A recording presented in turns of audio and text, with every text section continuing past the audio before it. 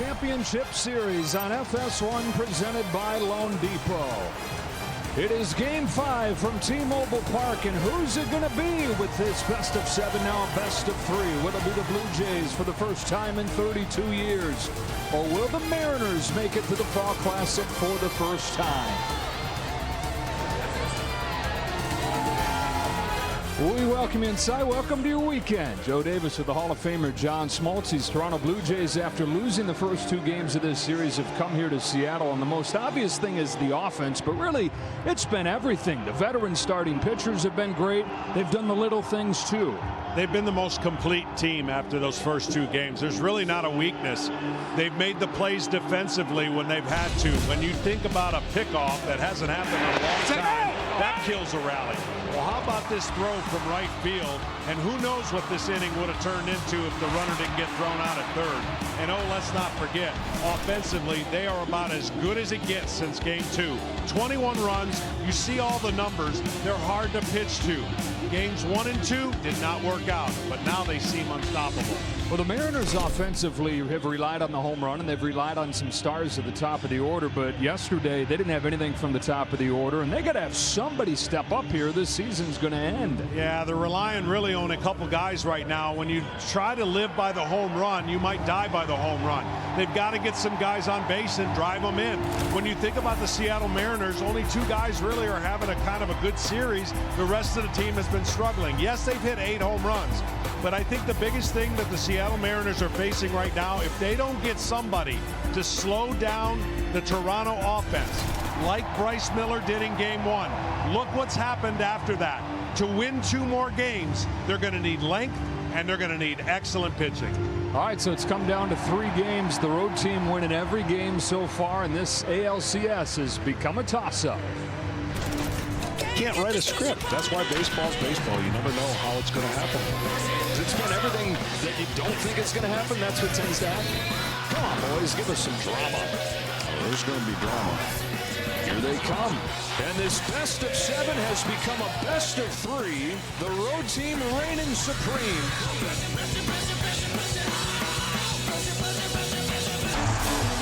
Are you having any fun? What you getting out of living? Who cares for what you've got if you're not having any fun? Are you having any laugh? Are you getting any loving? If other people do, why can't you have a little fun? After the honey's in the comb. Road teams have won this series. They've ruined the parties in these respective cities, winning all 4 games by a combined score of 34-10. Just about set for first pitch of Game 5, and we go down to the field. Here's Ken Rosenthal. Thanks, Joe. In both of Kevin Gausman's postseason starts, John Schneider removed him around the 75-pitch mark of the 6th inning as Gausman navigated his 3rd trip through the batting order. The first time, it made perfect sense. The Yankees had cut the deficit to 2-1 and loaded the bases with 2 outs. The second time, Schneider arguably pulled Gausman too early. Gausman had retired 16 in a row before allowing a home run to Cal Raleigh and a walk to Julio Rodriguez. Schneider said he lost some sleep over that decision, and the same inflection point could loom today, leaving the manager with some more difficult bullpen choices. Now, over to Tom Verducci. Well, thanks, Ken. When Julio Rodriguez arrived at the ballpark today, he was told, "The manager wants to see you in his office." Julio joked with Dan Wilson, "What have I done wrong?" The real problem, the lineup. After the last 2 days of the night, and they've been outscored 21-6, Dan Wilson is shuffling the deck. Now, he checked with Julio to make sure he was okay with batting leadoff, which he's done 14 times, but not since July. Jorge Polanco moves into the number 3 spot for the first time this year, with Josh Naylor behind him at 4. The basic idea is to move the hotter hitters higher in the lineup. Now, Dan Wilson has used 100 different lineups this year. The one he is rolling out tonight in Game 5 is unlike all the others. Joe. All right, Tom, they had Richard Sherman, the former Seattle Seahawk, down there on the field behind the guys, getting this crowd cranked up. And with the roof closed, it is extra loud today. Here's Same Game Parlay, available now on FanDuel. Kevin Gosman had 5 strikeouts in the first matchup between these teams. Cal Raleigh took him deep and has 4 times in his career. And Eugenio Suarez quietly actually does have a hit in each of the 4 games in this series. Lineup for the Blue Jays in Game 5, and they have been cooking. George Springer leads things off, and then it's Nathan Lucas, Vladimir Guerrero Jr., 5 home runs, tying a postseason record for Toronto. Alejandro Kirk's the cleanup man with Dalton Varsho hitting 5th in center field. Ernie Clement hitting .452 in the postseason. Barger, Kiner-Falefa, and Jimenez round things out. And we take a look at Fox Foresight, powered by Google Cloud. 21 runs over the first 2 games of this series. 57-1 this year when they get to 6 runs, and a bunch of blowout wins in this postseason for these Blue Jays.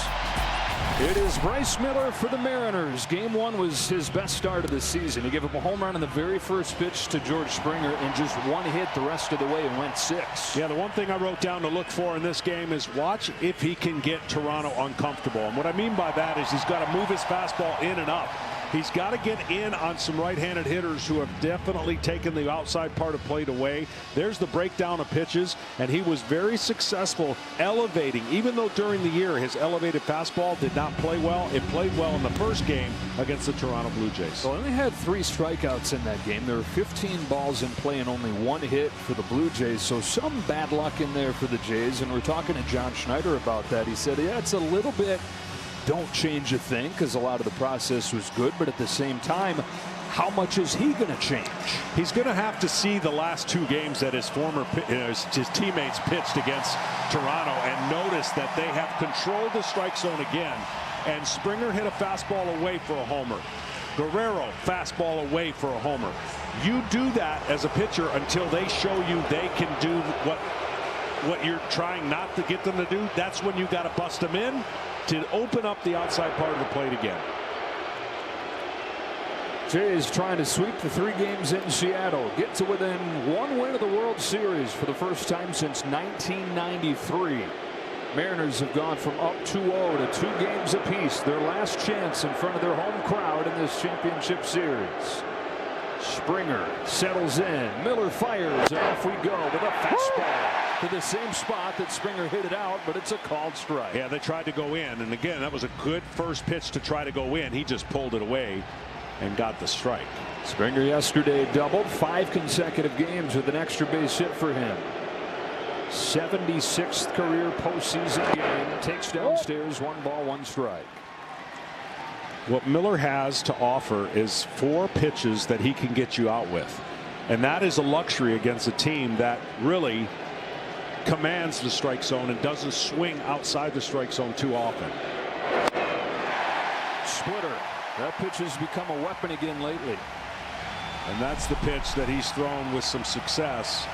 That's the pitch that typically will give the change in speeds north and south and will go right off of his fastball and play well. 1-2 pitch. 27 years of age at New Braunfels, Texas. 3rd season in the major leagues. Last year he was top 10 in the majors with a sub-3 ERA. Injuries this season. He's got a 5.5 ERA. But finding his best form down the stretch. His 2-2 to George Springer. A fastball is elevated and cut on and miss. 98 for Miller, feeling froggy.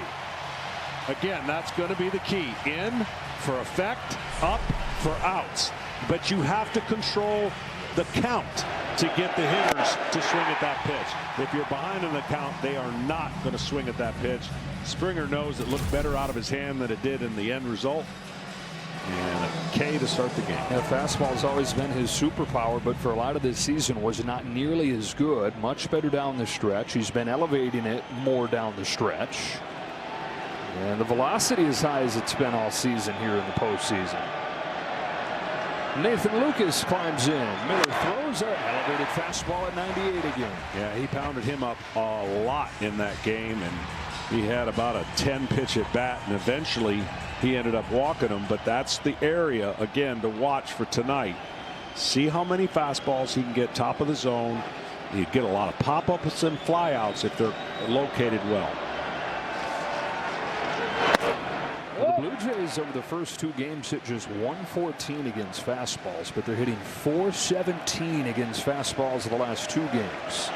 Nobody's attacked up, though, like Miller did in that first game. A lot of fastballs center cut, a lot of them away.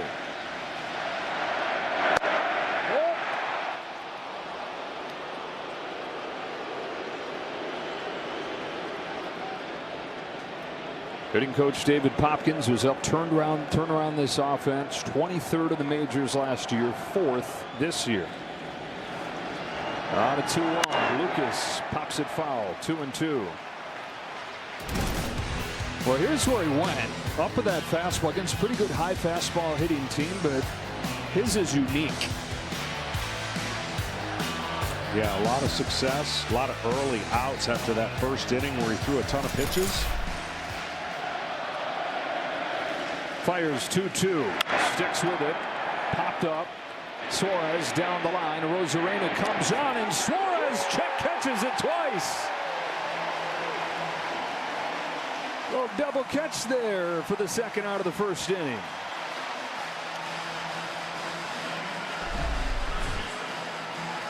He had to cover a lot of ground. This is a great play.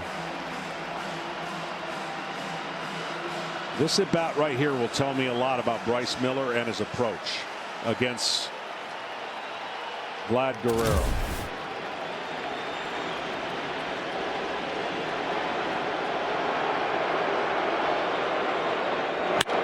Guerrero strokes one to left center field. That's headed for the gap, up against the wall.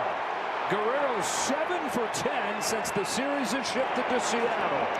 Yeah, and that is not what I expected to see on that first pitch with 2 outs. Granted, it's 2 outs, but this was the time to change the rest of the at-bats for Guerrero. And maybe because nobody was on, he had the freedom to throw that fastball. But you're talking about a guy so locked in right now, you've got to do something different to get him off of his game plan, because he is basically telling you wherever you throw it, I can hit it. Man, oh man, does he look calm and comfy. Into scoring position, 2-out chance for Alejandro Kirk. Jays catcher fouls off a high fastball. Here's one of the best high fastball hitters in the sport. Yeah, a little bit in his bat angle right now, getting underneath, almost squatting a little too much. And when he's good at hitting the high fastball, he's got that flat, and he's not squatting, and he's on top of the ball. That one he was underneath, but don't think you can keep throwing it up there and him not make the adjustment. It goes up and in. That's the pitch. There needs to be at least 10 more of those during the game on right-handed hitters who have had a freedom of just leaning out over the plate and owning the batter's box. Whole lineup full of very comfortable Blue Jays hitters. Miller trying to make them feel him. His 1-1 pitch. The high fastball. He's ahead 1-2. Sinker that time. Mixing in both of his fastballs. And so Miller strike away from putting up a 0 in this first inning. Mariners have not been able to capitalize on this wonderful crowd yet.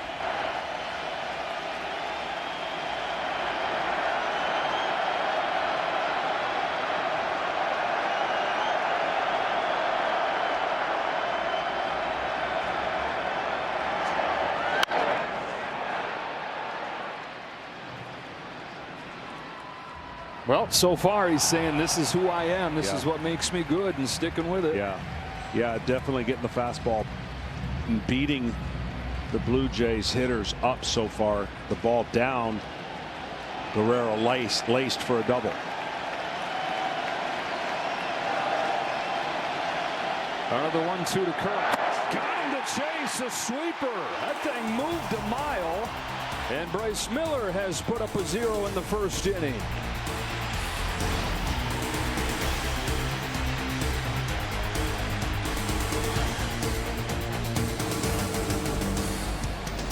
Dan Wilson looking for a spark from his superstar. Just one time since April has Julio Rodriguez hit leadoff, but here In Game 5 of the championship series, he is up there to the top spot. Everybody slides up. Arozarena moves down and hits 5th. And then Suarez, Crawford, Canzone, and Rivas.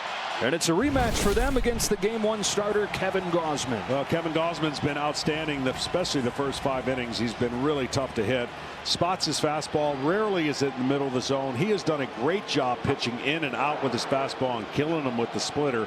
And the Mariners have to hit fastballs tonight. They have no chance to go to the World Series if they don't start barreling up some fastballs, hittable strikes, and be a little more aggressive. Julio chance start earlier than usual here. And on a first pitch fastball, a fly ball to center field. 1 pitch.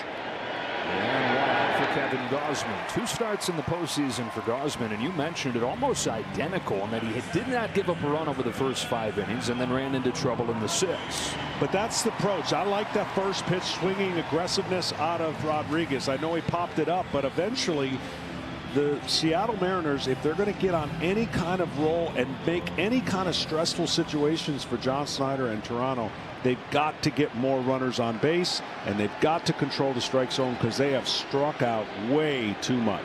Well, the trouble that Gausman ran into in Game 1 was this guy right here, Cal Raleigh, who tied the game with a 6th inning home run. It was not the first time that he's done it to Gausman. Look at those numbers. 470, 4 home runs against Gausman in his career. Well, he's got to mix it up. He's thrown him in the second at bat where he hit the home run, a bunch of splits in a row. And they were all in the same area. And so when you get to see that as a hitter 5 times in one at bat, you leave one up just a little bit. Next thing you know, it's a homer. Bottom of the order for the Mariners has done nothing. Yesterday, the top of the order did nothing. 1 through 4 hitless for the first time all season. Raleigh just 1 of his last 10. Corks one to deep right field. Back it goes, and it's off the glove of Barger. Raleigh's headed for second. He's got a double.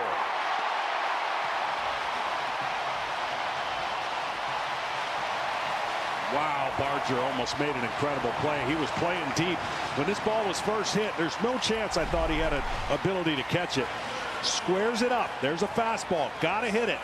And he hits it and gets rewarded because this almost was a catch and almost really a catchable ball that he just missed in the glove. Barger's playing out there these last couple games for the first time in more than a month. Made a couple good plays yesterday. Couldn't haul that one in, and here's a chance for Seattle in the first inning. Jorge Polanco, who's come through time and again for the Mariners in this postseason, but the last couple days quiet. Well, they've continued to hit home runs. They've hit as many home runs as the Blue Jays have in this series, but in the 2 games here, 2 for 20 with men on base. Polanco takes in the dirt 1-1. Runners on and chance to score. He's going to go to that split a lot, and so you have to be disciplined, and Polanco is one of the best disciplined hitters in their lineup. They have too many guys in their lineup right now that you don't have to throw a strike to. That's not a good thing. 340 hitter with runners in scoring position. Polanco is ahead 2-1. You've got to tell yourself that if the ball is down, it's going to stay down, meaning more than likely it's a split that goes below the zone. But if he hits the bottom of the zone with a fastball and you take it, that's the chance. Yeah. Here's his 2-1. It is a fastball very low. I asked Jorge Polanco the other day, do you remember the first time you were clutch? And he lit up and he said, I actually do. I was 11 playing in a Little League game. We were down to our last out, and I hit my first home run ever over the fence. And it's always been who he's been. Steady, comfy in the big spots. Gausman gets the call. The reason that hurts right there, and the reason Polanco's like, now you put me in a bad spot. That was a splitter below the zone, way below the zone. And that's an unfortunate call for a hitter who now thinks he knows where the bottom of the zone is. And now this 3-2 pitch can be anything. It could be a fastball low that he's got to go after, or a split that's low that he'd have a hard time staying off. Especially when you just did what the plan is. If it's low, leave it down there. He does, but doesn't get rewarded for it. Well, this pitch here, I thought that was a really good pitch, throwing a fastball after the split. Now I think the split comes right back into play. But again, the hitter's going to understand right away what he thinks the strike zone is, and if it's measured right, he's going to be good. But if he gets a call like that, now it's a little bit of doubt in his mind.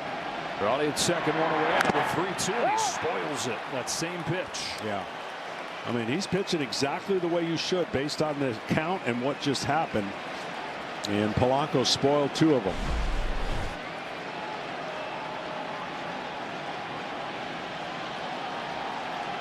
Eighth pitch of this at bat coming to Jorge Polanco. Swings and misses. Best splitter yet. The league 1 for 17 against that pitch in the postseason. Obviously, next year that count would have gone to ball 4 because the hitter could have challenged. But we're not in next year. And that pitch, why he swung at it, was primarily because of the 3-1 pitch that was called a strike, and it definitely was not. One of the benefits of the lineup change is they get Josh Naylor 1 spot higher. 3 more hits yesterday for Naylor and hitting .500 over his last 6 games. Well, an unexpected home run by somebody in this lineup or a huge 2-out hit. Those are the things that can turn a game and start creating momentum for an offense. Seattle has not had that in a while. Jimenez has been that guy for the Blue Jays. Home runs back-to-back days out of the 9 spot, but Mariners searching for that big hit. It's amazing how the tone and the mood changes. Up 2-0 leaving Toronto and now tied at 2, but it feels like the deck is stacked against him. The 1-1 pitch. Ball 2. Here's Naylor's trouble right now. He knows he's not going to get pitched to because of who's on deck. And the right-hander struggling in Arozarena. So he's trying to recognize, when do I go for a pitch that looks good enough? And that first pitch, he never thought he was going to get a first pitch fastball. That's why he took it. He's really locking in on a split. He gets one elevated, bounces it to first. Guerrero takes it himself. And that's the inning. Unable to take advantage of the double from Raleigh. No score after 1 in Game 5. Don Varsho heads up there to lead off the inning for the Blue Jays. You can wear what he and the players are wearing on field during the postseason. Check out the largest selection of authentic gear at MLBshop.com for your favorite postseason team gear. Bryce Miller revved up in that first inning. Regular season averaged 94.8 with his fastball. He was 97.6 in the first. Struck out Springer with the single hardest pitch of his career. It was above 98. And he starts this inning with a splitter for a strike. A little extra rest, and this game being the teeter-totter game, right? You got 2-2. Someone's going to go up 3-2 and put themselves in a real good position to have to win only 1 more. That's the thing, right? I mean, it's like, oh man, the world is ending if you're the Mariners right now, just like it felt like when you were the Blue Jays leaving Toronto. But you win 1 game, and you're 1 win away from going to the World Series. Yeah, they got to get their confidence back, and it starts on the mound. And this might be the guy that, just has the secret sauce. That Game 1, the Blue Jays were super aggressive, and Game 5 here now, they're super aggressive again. Blue Jays looking for mistakes. Varsho on 1-2, takes inside, and the count evens up. This place built on starting pitching, but the last 3 games, Gilbert goes just 3 innings. Kirby gives up a postseason record 8 runs. Castillo, the Rock, 2 1/3. That's a 12.5 ERA the last 3 games for Mariners starters. Bryce Miller trying to be the cure. Now, who would have thought he'd be the guy they'd be leaning on? You look at how this regular season went, and if this series has proven anything, that is, we don't know nothing. Expect the unexpected. That's for sure. Max Scherzer, what he did yesterday. Here's another 2-2. And a high fastball popped into shallow center field. Routine for Leo Rivas. One away in the second. Well, this next guy, there should not be many first pitch fastballs the rest of the series. He has shown you that A, he wants to hit the first pitch, and B, he's been getting a lot of hits. So mix it up. Even though there's nobody on base, I would throw a first pitch split or slider to Clement. 2 more hits yesterday, 452 in the postseason for Clement. One of the many role players that has emerged on this Blue Jays roster this year. It is a first pitch fastball, and he was swinging. He was swinging. Good located, though. See, that's the difference. You can make those fastball pitches to an aggressive hitter as long as you locate it and get it out of that sweet spot where they're up there ready to hack at it.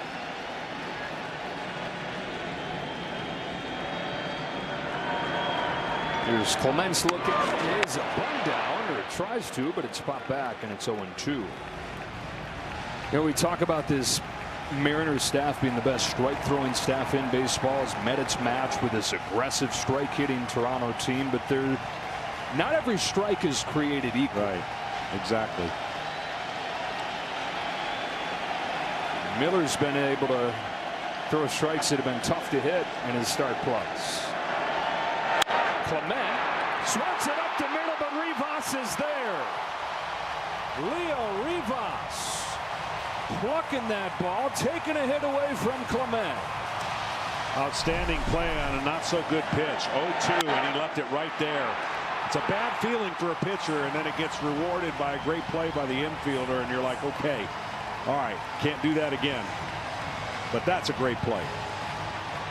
Rivas, one of the reasons Dan Wilson put him into the lineup yesterday was for his defense. Makes a play right there. 2 up and 2 down in the second inning. Addison Barger, speaking of plays defensively, Barger yesterday doubled, walked, scored a run, but made a huge impact with his arm defensively. Sure did. He's been clocked at 98 miles an hour out of the outfield. I did get the scoop. He's pitched before, so it makes sense. The high 90s is a high school pitcher. This guy who bats lefty because he wanted to be like Ichiro. We've mentioned growing up a Mariners fan. That leg kick is for the same reason. And then how about yesterday in the same right field that Ichiro roamed for 14 seasons? There was Barger doing an impression of his hero, a diving catch and an outfield assist.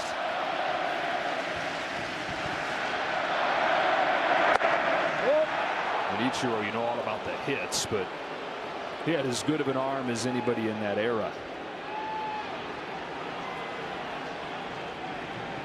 Barger's bat has come to life coming here to his hometown. Homered in the first game here. And then the double yesterday. On a 2-1 here. Rips it foul.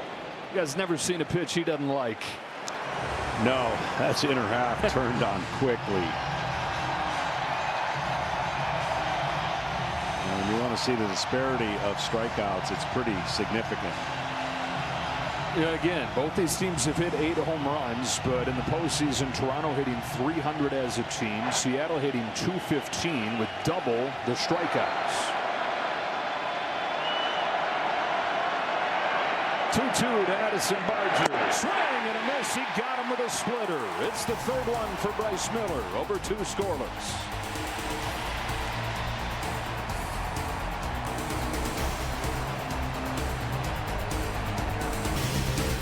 T-Mobile, the best network in the game, is now the best network in America. As the roof is closed for the first time in this championship series, Mariners hoping that it changes their luck.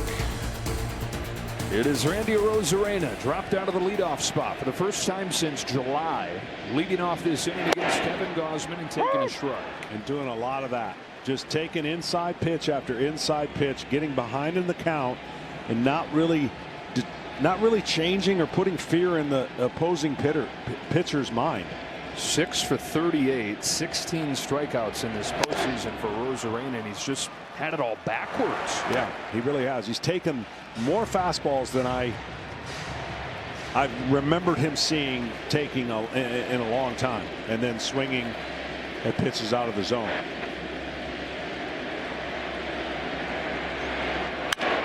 Ground ball to third. Backhand Clement. 1 away in the second. You got this part of the order right here. Yeah, you get Arozarena out of the leadoff spot and get your top guys up 1 through 4. But Arozarena and Suarez hitting back-to-back here feels like a really easy lane for the pitcher. That's the only downside until these guys get on track and change the way that they've gone about it. You know, yes, they can he run into a home run? Absolutely. But his window of doing that has to be an absolute middle pitch right now, because the way he's swinging and the way they're pitching him, they don't have to throw him a strike.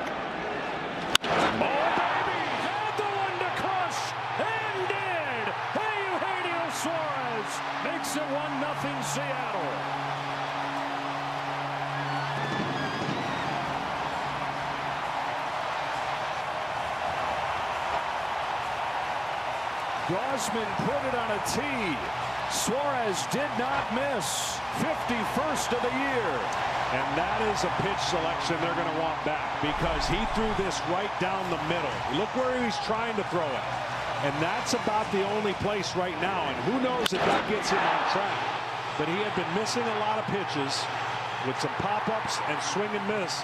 And he threw a fastball for the first time since we've been watching Gausman middle. Mariners on the board first with a home run from Suarez. Now J.P. Crawford fouls it off. And you see a guy who hits 49 home runs during the regular season, and then he gets to the postseason and can't do anything. And it's like, why? Well, it's the perfect argument for why bat-to-ball ability is an important quality in the postseason. A lot of those home runs come against guys who are not dialed in around the corners of the plate. You're not facing the top guys every day in the regular season the way you are this time of year. Absolutely. And what gets magnified is exactly what you talked about. And look, again, in a game early enough, that pitch later in the game would be crushing to Gausman, because he didn't have to throw him a strike. He could have thrown 4 balls close to the zone and probably got swings out of it. But he did the one thing you can't do, and fortunately it's only a solo home run. It cost him only 1 run. 6 of the 7 runs in these 3 games in Seattle have come via the home run. Crawford is 2 out of 13 in this championship series. Takes a little bit high. Shortstop for the Mariners, their longest tenured guy. Now the problem for the Mariners has not been getting in the scoreboard first. They've done that a lot this postseason. The problem is holding that lead and making it last, especially against Toronto. Crawford's worked it full.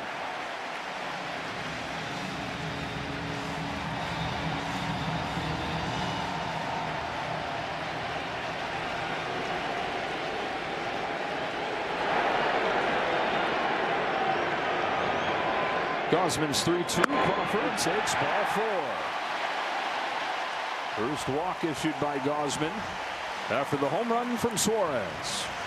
Well, every swing is the same for Suarez, right? So first pitch is the same as the last pitch if it's a 6th pitch of the at bat. And he has this swing grooved so that that ball gets to that area. That ball's not coming back.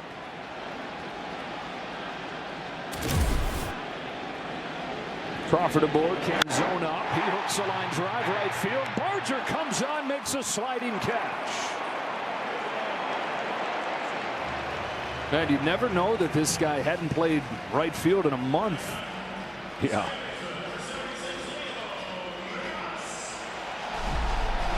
This ball was sinking too. And he did a nice job getting to it. And when he gets up, he's like, really? I'm going to throw you out. Yeah, right. You can careful. He's touched 100 with a throw from the outfield this year. 2 outs. Rivas.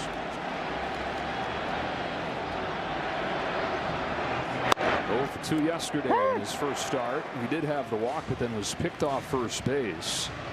And kind of thing, couple outs on the bases made by the Mariners, things that they just cannot have happen. Trying to get that offense going.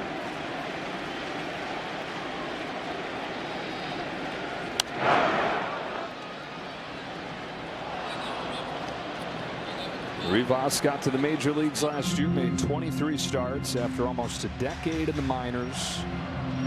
This season, most of it in AAA again. 24 starts at the major league level. He was one of the best hitters in the minors. Had a 470 on base. I know it was AAA, but a 470 on base that was 40 points better than anybody else in the minors. In an 0-2 hole here against Gausman. Jays righty comes home. Rivas fouls it off and stays alive. All right, so the one thing I've noticed early, Gausman, his command was impeccable the first couple games. He's missed some spots pretty significantly, and that's a sign you got to watch if you're John Snyder, especially if you're not getting the swing and miss. The fastball location just a little bit off. He's still got the splitter working perfectly. Fastball misses up. Not going to be any tricks, not going to be any surprises when it comes to Kevin Gausman, who's been in the league for 13 years now. It's 90% fastball splitter. You know what it's going to be. Just really hard to hit it when he's right. His 1-2. Taken low.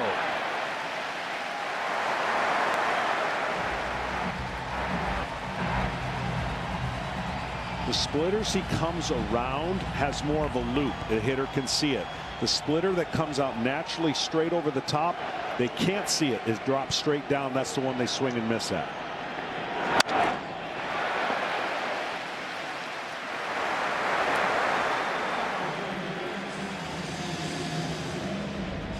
Rivas doing what he does right here. Betting on the quality of that bat. We're talking about all the strikeouts of these Mariners. Gives them a little bit of a different dimension. Trying to keep the inning going for Julio Rodriguez. Another 2-2 to Rivas. Another foul ball. Here's the pitches when you're trying to see it. They all come out of the same slot. See, fastball stays straight. That's the four-seamer, and then the splitter drops below it. And that's what the hitter's trying to recognize. Very rarely will it be a high fastball and a low split that both the hitters will swing at. 8-pitch toss off. Rivas goes down swinging. He finished him off with the splitter.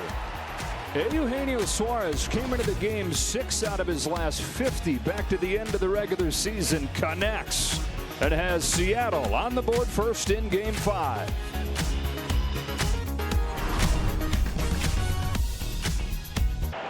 Welcome back to Seattle, joined by Mariners manager Dan Wilson. Your new lineup, what was your biggest consideration putting it together, Dan?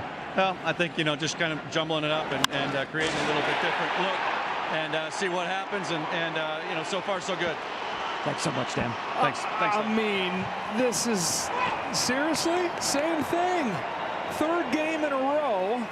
The 8-hitter, Isaiah Kiner-Falefa, doubles to lead things off. Altom's talking to Dan Wilson, and now Andres Gimenez tries to make it 3 for 3 following that leadoff home run or leadoff double with a home run. You can't make it up. I mean, I don't even know what to say.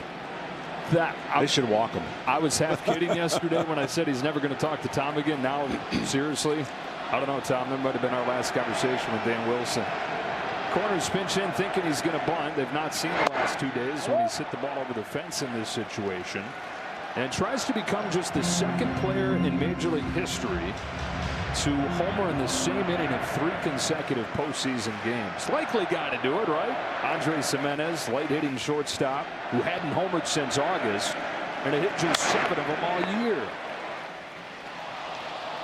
A part of this situation again, which makes Toronto so good. Very rarely do they strike out with runners in scoring position, and he's got 1 goal, and he had it accomplished it first 2 games here and got the runner over and got him in and drove himself in.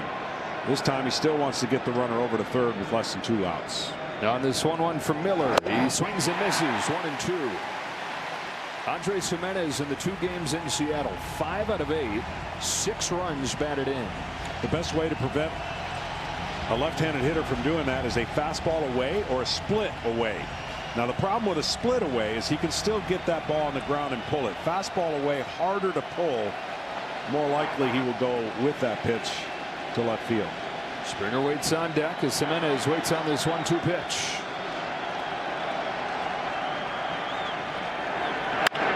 To first, caught by Naylor. Back to second, double play. Seattle writing a different story in Game 5.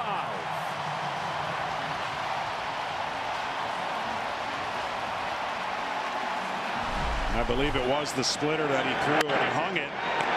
And that's supposed to freeze when you see a line drive, but that's a tough one to freeze on when you think about a ball being pulled to that side. And a great break for Seattle. Springer tormented these fans for years with the Houston Astros in the American League West. They always have a nice greeting for him as he comes up. Struck out his first time today.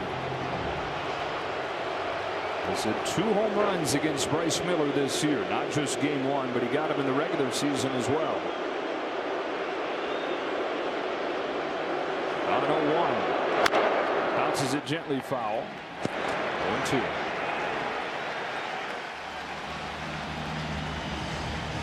Bryce now 3 times trying to get that fastball in, has pulled it away. That's going to have to be corrected. You know, as a pitcher, the hitter didn't know that you were going in, so he thinks you're going away, but the intent was to get the ball in on that last pitch.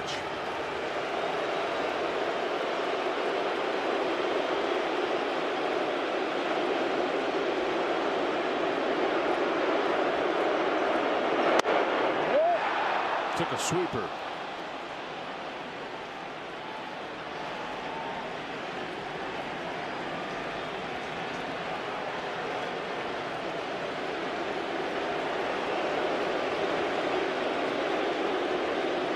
The 1-2 pitch. Springer takes another breaking pitch away, and the count evens up 2-2.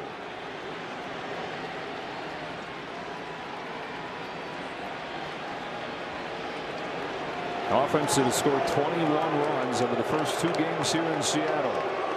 Nothing doing against Bryce Miller so far. He fires 2-2.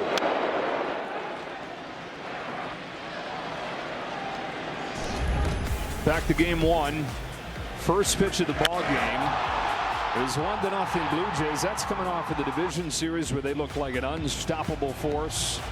But just 1 hit the rest of the way against Bryce Miller, who's doing it again to the Jays here in game 5. Tap back to him. Miller's got it. And he's able to pitch around the leadoff double. Middle 3 in game 5 on a Suarez home run. Mariners have the lead. Dodgers go for the sweep later tonight on TBS. Shohei Ohtani starts for LA. If the Brewers extend the series, he'll be back at it tomorrow night, also on TBS. And on Sunday from Toronto, game 6. Dodgers 8-1 in this postseason. They've won 17 of their last 20 games, and when they needed to most, they started to look like the team everybody kind of thought they would coming into the year, with that pitching staff lining up the way they envisioned. Top of the order for Seattle, it's Julio Rodriguez to lead off, and he takes strike 1 from Kevin Gausman. Popped out to center field on the very first pitch of the ball game. You like the aggressive approach. Yeah, Seattle's going to get back in this series because they start taking the fastball away from the Toronto pitchers. Julio swings and misses as the splitter falls off of the table. Well, they've asked this guy to carry him before. They've turned to him to provide the spark before. Bigger picture. He was the hope as he came up through the minor league system. And then debuting in 2022 as Rookie of the Year. Fueled that return to the playoffs. And as talented as anybody in the game. Up at the top of the order. First time since July. Just the second time since April. And an 0-2 from Gausman. He takes inside, ball 1. Every hitter probably wished they had a superpower if they knew the reaction. If they could cut the reaction from getting out of the way of the pitch on an 0-2 pitch and just let it hit them. Yeah. But it's natural. You just body says I got to get out of the way. How about like Bryce Terang the other night with the bases loaded game 1 of the National League Championship Series? If he gets hit, they tie the game, but jumped out of the way, and you could even see it on his face, like, ah. Yeah, it's just not normal to not get out of the way. I don't know. Happy Gilmore is standing in there. 365 days till next hockey season.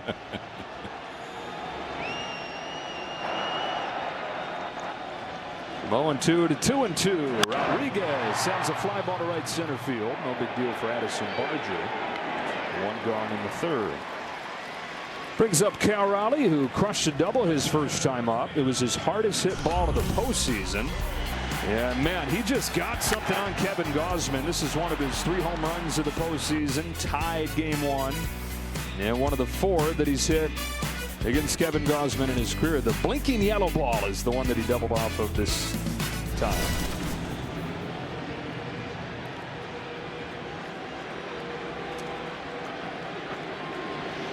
The big dumper takes the ball.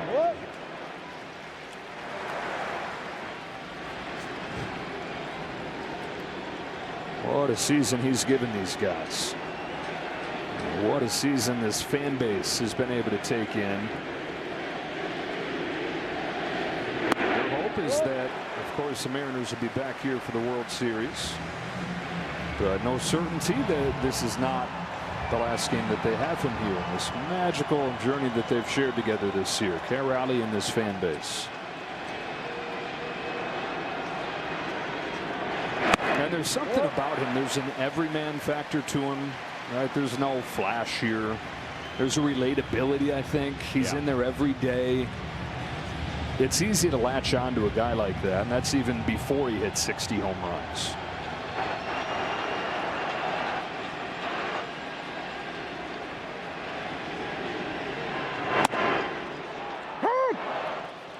Teammates give him a really hard time about his growing fame, though, because they know how much he hates it. Like, he just wants to fly into the radar, catch the pitchers, handle the staff, and hit his home runs, go home, come back, do it again. He doesn't like all the stuff that comes around it. Fouls this off, and it's 3-2.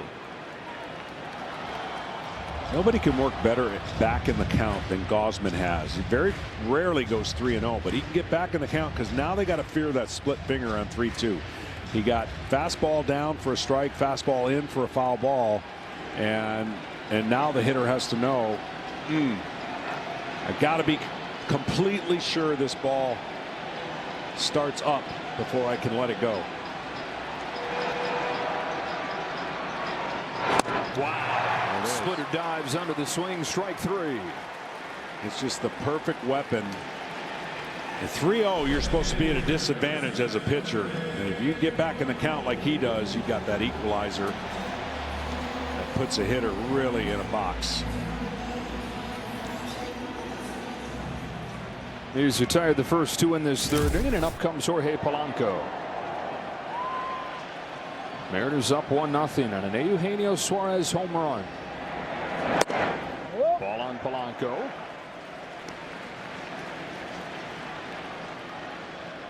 It's a guessing game against Gausman. If you think he's throwing you a fastball here, you sell out for the fastball. I don't think he'll get it. Yeah, and there's the split. So it's a guessing game, and he was guessing fastball 1-0. He almost pitches backwards. He's comfortable 2-0, 2-3-1, throwing back a fastball to get back in the count. But then when you're in swing mode, he's going to throw an off-speed pitch. Been throwing that splitter since he was in high school in Colorado. One of his coaches showed him the grip. And man, oh man, has he perfected it and made a career out of it. Trendsetter too. A lot of times you hear about the guys who are picking up splitters reference his and taking his grip. Just taking the example of incorporating that pitch. 30 different pitchers have thrown a splitter this postseason, and to give you a little bit of context of what a huge number that is, the previous decade there's been an average of 10 pitchers per postseason to throw a splitter. Copycat league, and there's another guy right there in your Savage. The lead cat that they're copying is right here when it comes to that pitch. Sticks with it and finishes off Polanco. Back-to-back strikeouts of Raleigh and Polanco on the splitter for Kevin Gausman. 2, 3, and 4 coming up for the Jays. Vladimir Guerrero Jr. bats second when you come back.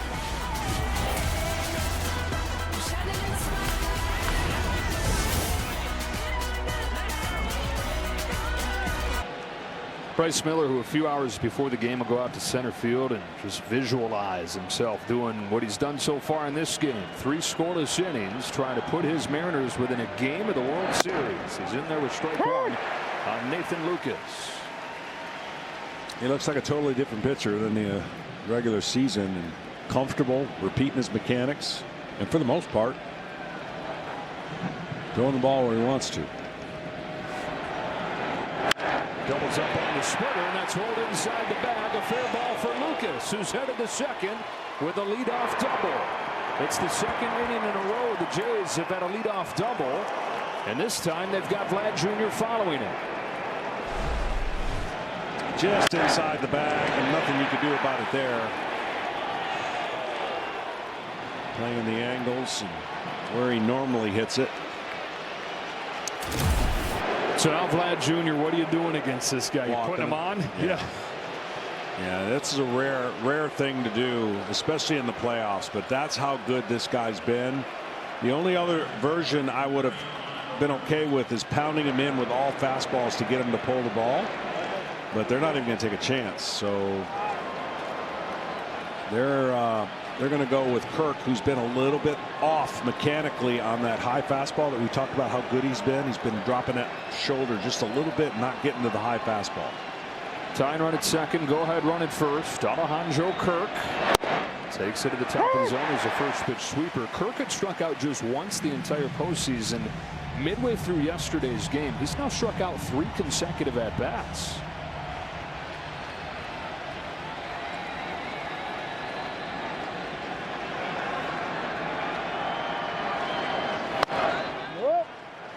Showed a moment ago, I want to make sure we reference that the Blue Jays, this is the first time all postseason they have not scored the first 3 innings. They've been incredible. Trying to get it started in the 4th. 2 on, nobody out. The All-Star Kirk lays off. Kirk, a guy that his manager John Schneider calls a unicorn. 5'8", 250 pounds. More than once he's been stopped by stadium security as he tries to walk in. No, sir. This is the players only area. He's also been an all-star more than once. He's ahead 3-1 here. Good hitters, good baseball players come in all shapes and sizes. Tough scenario here. Guy who can hit 3-1 count. Here comes Miller. Kirk takes ball 4 and the bases are loaded. And there's the downside of intentionally walking a great hitter. I get it though. I mean, but it now puts your pitcher with no room, right? You can pitch around a guy, maybe get it out and get a guy like Guerrero out, but they weren't going to take that chance, and so they put the trust that they were going to make pitches to Kirk, and he didn't. And now an aggressive first pitch masher. He's trying to get after it, get after fastballs is Varsho. Let's get a quick word from Strauss. From the fields we farm to the fields we play, work wins the game. Strauss and Major League Baseball, gear for any season. Don Varsho's been up with the bases loaded 3 consecutive games. He's 1 for 2 the first couple tries. Your options here is a first pitch split or breaking ball just to reset that fastball hunting Varsho, or you try to throw it up and get him to pop it up. And he has struggled fastballs up. Bases loaded, nobody out. It's left over the plate and he got away with it. Part of Varsho having his best offensive season has been that he's laid off those high fastballs more than usual. If you can't hit it, just don't swing at it. Easier said than done, but he's done it. 5 grand slams in his career. 1 ball and 1 strike.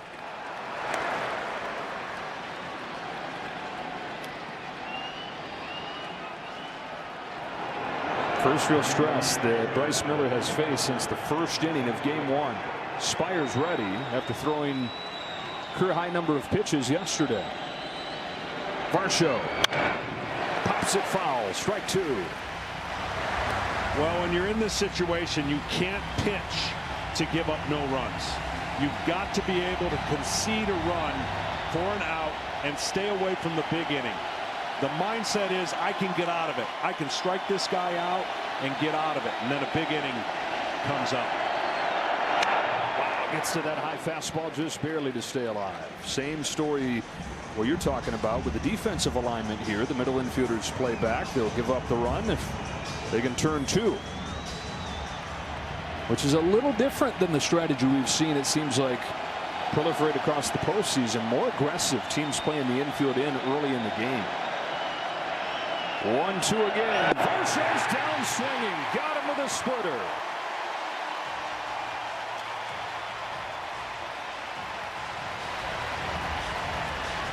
Great pitch on the inside part of the plate that looks better than it is.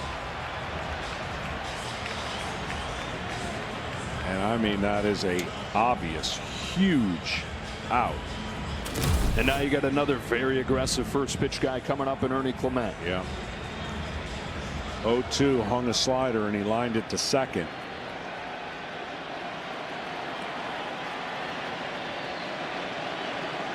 Bases loaded in a one-run game in the fourth. Clement. That is a fair ball and a double play. A 2-inch tapper. They turn 2 and lead game 5.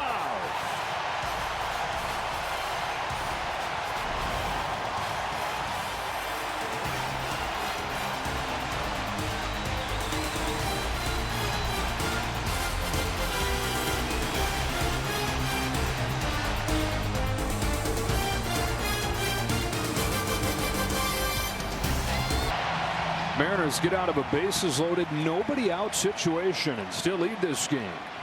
That was incredible.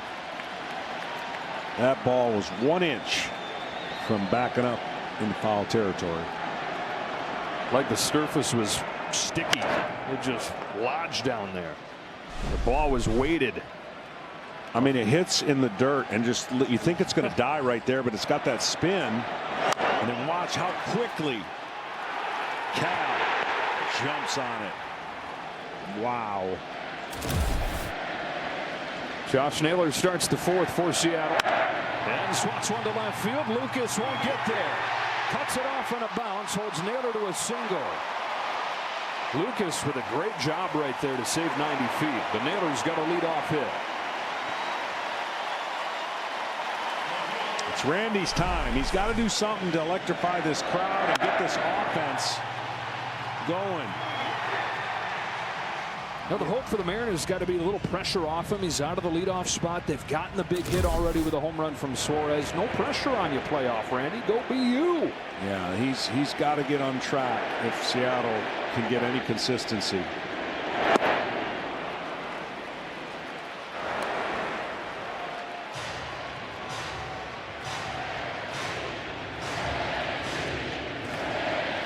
He needs a mistake in the zone, and Gausman hasn't given one yet to him.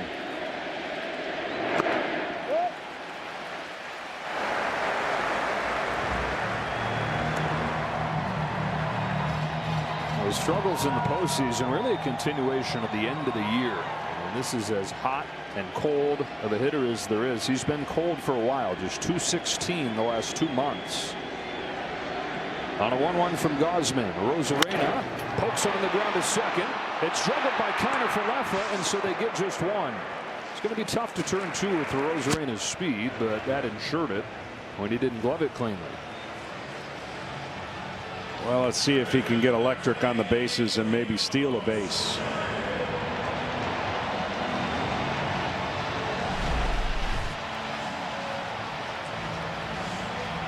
Trying to make that transfer before he had the ball in the glove.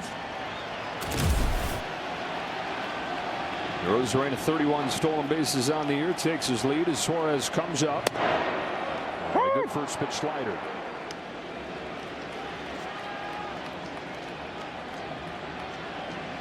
Rosarena, by the way, 3 stolen bases in this series already.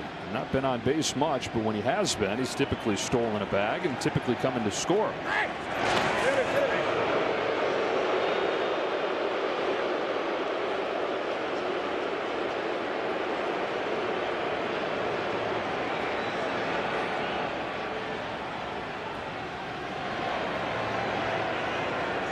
Rosarena has been on base 5 times prior to this in this championship series and scored all 5 times.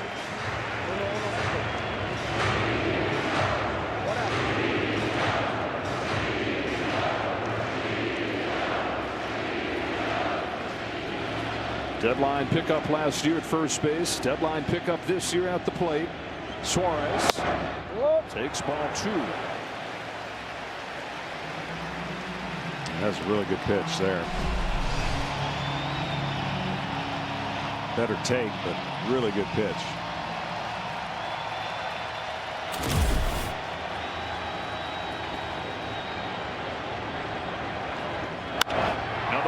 plate, fly to center field. Varsho.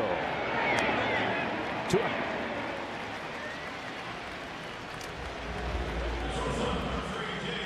They're talking about the little things off of the top and how the Mariners were losing those battles too, but the little things in this game so far defensively has helped Dan Wilson's team get around 3 doubles over the first 4 innings.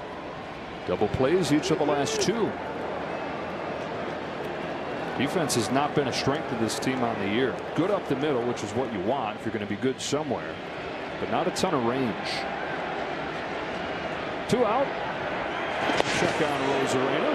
Wouldn't be a bad time for him to pull the trigger on a stolen base attempt, get into scoring position with 2 out. Now, obviously, I haven't watched a ton of games, but I've watched more games than not, and I've never seen a runner, once the throw's been over, get a bigger lead, a one-way lead, and try to force another throw so then he's boxed in. You only get 3 throws to first, and a one-way lead is basically such a big lead that your first move is back to the bag. Trying to get a throw from the pitcher because your lead just got bigger. There goes a Rosarena. Throw from Kirk won't even happen. His 4th stolen base of the CS.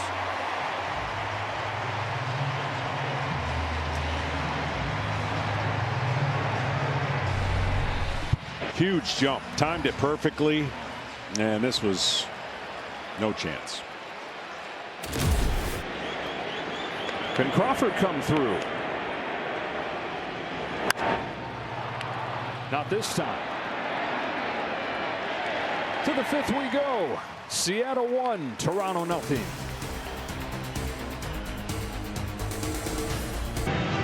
Welcome back to Seattle. We are here with Blue Jays manager John Schneider. John, obviously a frustrating end to the last inning. Bases loaded, none out. But overall, what have you thought of your approach against Bryce Miller? I think it's been really good, you know. Had traffic almost every inning, and, you know, the line drive to first there with Izzy at second. You know, you want that one back for sure. And we got to just keep putting pressure on him, keep getting traffic on the bases, and you got to get the big hit. I thought last inning, everyone kind of did their part. Weird way to end it there with the tapper in front of the plate. Kind of want Ernie up there to make contact, and didn't work out. But we got to keep the pressure on. Kevin Gausman, 62 pitches through 4.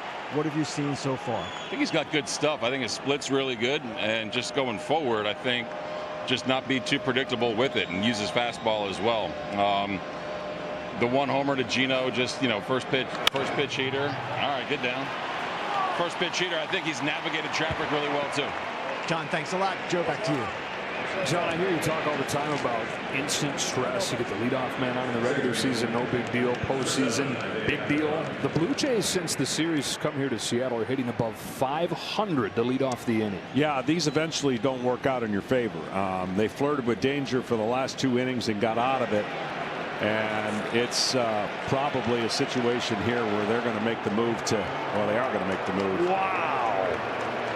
Holy cow. Dan Wilson going to take the ball from Bryce Miller with nobody out in the 5th. These are the kinds of moves you get judged on. This is the life of a manager this time of year.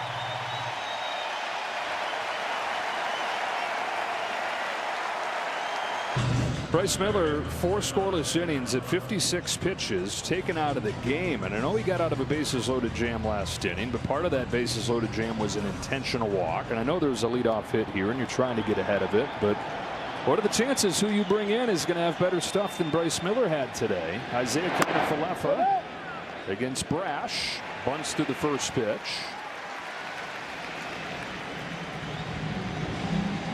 I think the biggest thing right now that you and I talked about, you asked me what I thought. I said he was going to be aggressive with his bullpen, and he certainly has been aggressive. And this guy's one of the most nasty sliders and breaking balls, and he's not going to mess around saving him for anything. Now, this is aggressive. It would never happen in the regular season. The last couple innings probably led to him saying, I'm not so sure that Bryce is going to keep the traffic from happening. I mean, you're right. These are tough decisions that can only work out one way if the manager's going to be right.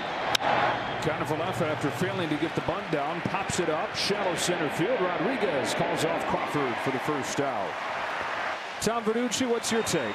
Yeah, I'm shocked, to be honest with you, because of where we are in the lineup. Matt Brash is Dan Wilson's best right-handed high-leverage guy before he gets to the closer, and you're firing him into the game for the 8-hitter, and as we saw, that's a sacrifice bunt situation. It's not Vladimir Guerrero. So you're getting into the bullpen early, and you're using your highest leverage guy in what really was not a very high leverage spot. 8-9 coming up in the 5th. Andres Jimenez fouls it off.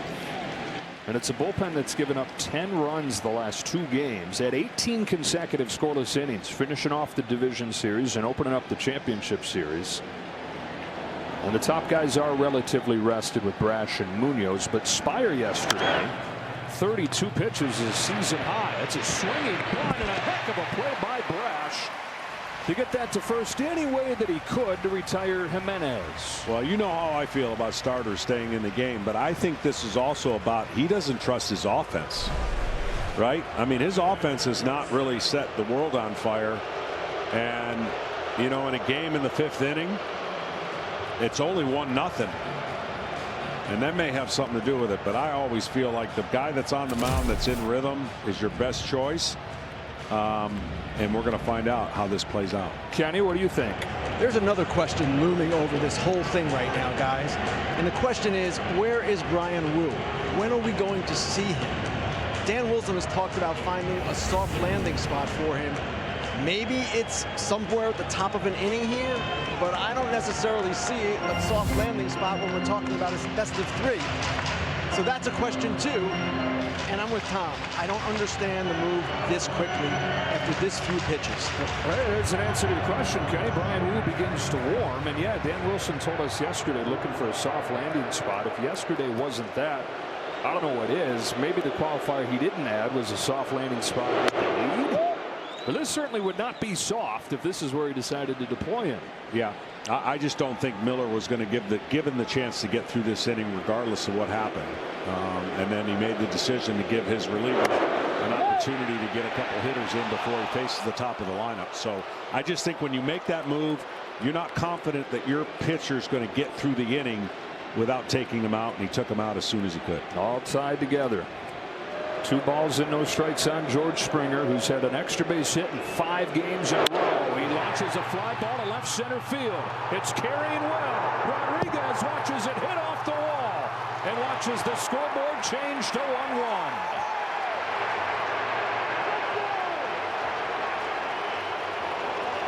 Three batters after Bryce Miller leaves the game. George Springer doubles home the tying run against Matt Brash. Breaking ball right there down the middle, and Springer thinks he might have got it, and he knew he had enough time if he didn't to get to second base. Blue Jays do it again. Back at square one here in the 5th. Lucas now looking for the lead, takes a ball.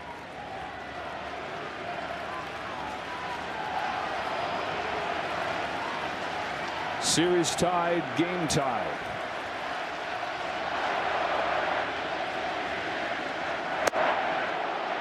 Got the call.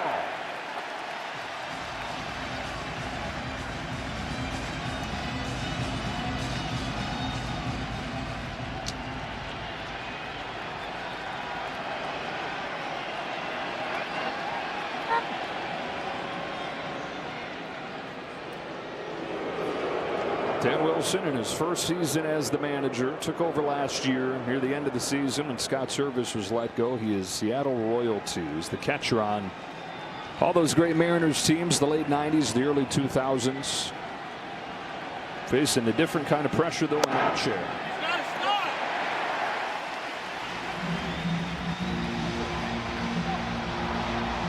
Lucas upset, I think, that he was allowed to throw that pitch. He wasn't quite ready. He's certainly not mad at the call. Pitcher's not supposed to be allowed to come set until the hitter is settled in, attentive to you for a beat. The 1 ball and 2 strikes on Nathan Lucas. Brash fires, ball 2.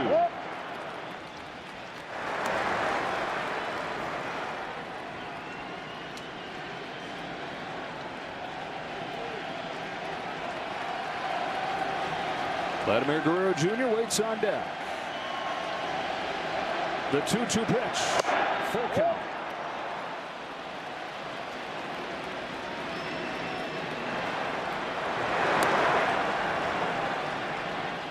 The run charge to Bryce Miller. The hit, though, against Brash. The 3-2. Taken for ball 4. He got ahead 1 and 2. Winds up walking him, and the wrong spot to do that. Vladimir Guerrero Jr.'s coming up. Vladdy's reached twice more today. Doubled in the first inning. They just put him on in the 4th. He is a machine when he gets locked in. 75% of the pitches he's seen in this series have been middle or away. They come in right here, and Vlad has adjusted and just so calmly and simply taken it where it's pitched. Yeah, he's timing everything up. Trying to give him the lead right here. He's ahead 2-0. After him, it's Kirk.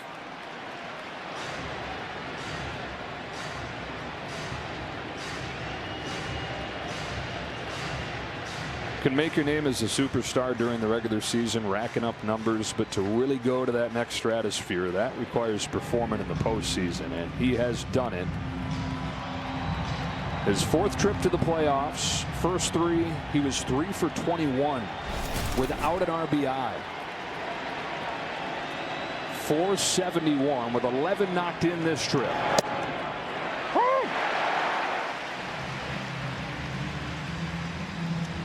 They've yet to pour in that inside strike on him, and again, got to make him see something different than he's been seeing.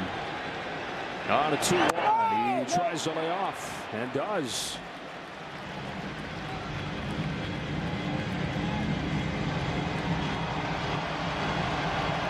Leadoff single, Addison Barger. Wilson makes the change.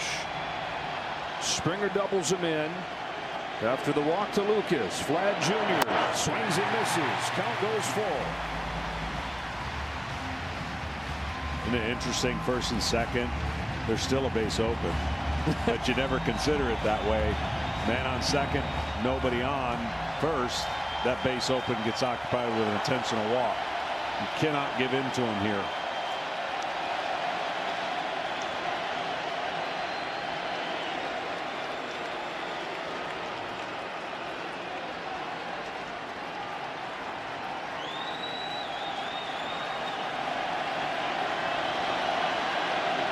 Payoff. Got him. There it was. Came inside with a fastball and struck him out. Halfway home in game 5. They go to the pen. Springer and the Jays make them pay. We're tied at 1.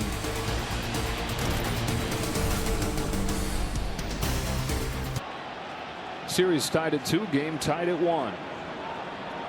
Bottom of the 5th. Dominic Canzone leads off for the Mariners against Kevin Gausman. First pitch splitters, cut on and missed. Canzone hit it hard his first time, but it was caught in right field by Barger. Can he lift the Mariners as he did when he came up midsummer? Hit above 300.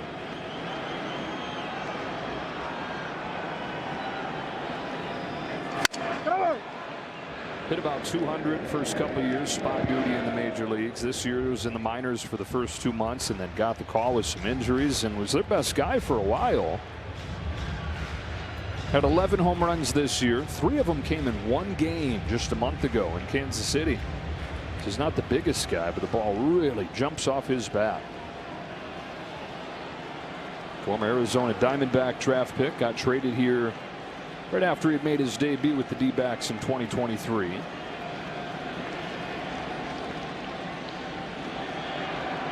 Former Ohio State Buckeye in an 0-2 hole against Gausman. Yeah, that splitter has been unbelievable again tonight. Nobody's done anything against it. And when he controls the count, he owns the hitter. Able to get his bat on that. Weekly popped to third. Ernie Clement Hitters now 1 for 24 against that pitch, John, this postseason. Your team, your players, your postseason. You can follow all the postseason action. Download the MLB app, the #1 app for live baseball. I just love that it's an example of if you execute, it doesn't matter if they know what's coming. It doesn't. It really doesn't. I mean, you gotta hang that pitch. When you throw it up, it doesn't have the great depth down and it just floats in the zone. That's when it's mediocre at best. But when you get down through it on the lower part of the zone, hitters have no chance of being able to stay off of it. Leo Rivas. Second straight start for him. Found out before the game yesterday he was making his first career postseason start. 0 for 3 over the 2 games. A 1-0 pitch takes him south of ball 2. Brian Wu continues to warm for Seattle, and perhaps this is the spot. It is far from soft, but it will be a clean inning, and it'll be against the heart of the order. Wu, if you're unfamiliar with him, was one of the top starting pitchers in the league this year, but he's been out since mid-September.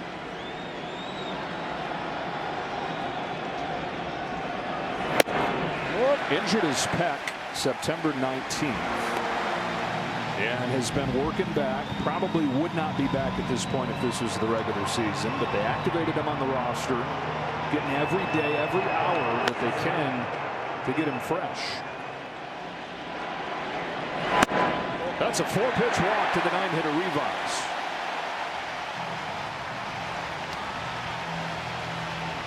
Very unusual for Gausman to do that. This could be a great moment for Seattle, turning the lineup over. Let's get a quick word from FanDuel. Make baseball come alive when you bet live this season with FanDuel. This is the great cat and mouse for Julio Rodriguez. He's going up there after a 4-pitch walk. They're going to talk to him about what pitch and how to attack him. I would think if he sat soft, he's going to get something off speed. Not necessarily a splitter or a slider. I think more slider than a splitter. And sometimes you got to be, I mean, I know there's very few guest hitters in our league. They try to react to a location and they don't come off the fastball. I get that, but there's times where you can put yourself in the best case scenario. This might be one of them. Rivas good speed at first. Bullpen going for the Jays. Gausman to Rodriguez. Strokes a line drive to center field, and it's right at Varsho. He went right with the fastball, and he was on it. But the old Adam ball, right at him.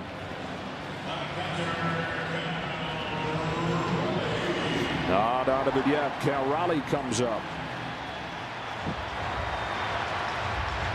He's been the tormentor of Kevin Gausman. He hit it hard against him today. His hardest hit ball to the postseason, a first inning double. 475, 4 home runs against Gausman in his career.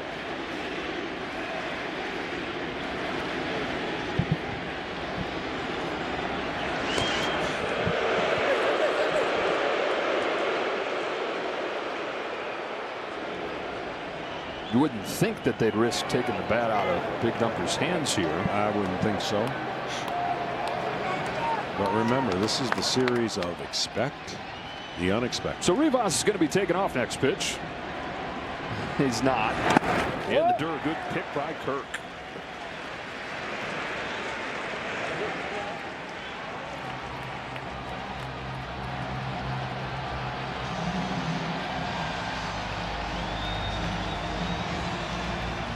Record-setting season for Raleigh. It's continued into October with his 3 home runs.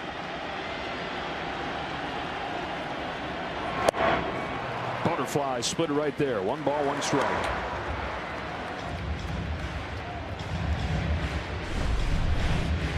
That one just floated away.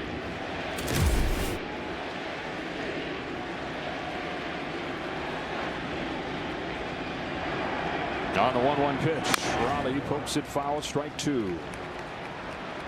28 years of age and his 5th year in the majors. He's been a great player for a long time. It just didn't really jump onto the national radar like this until this year.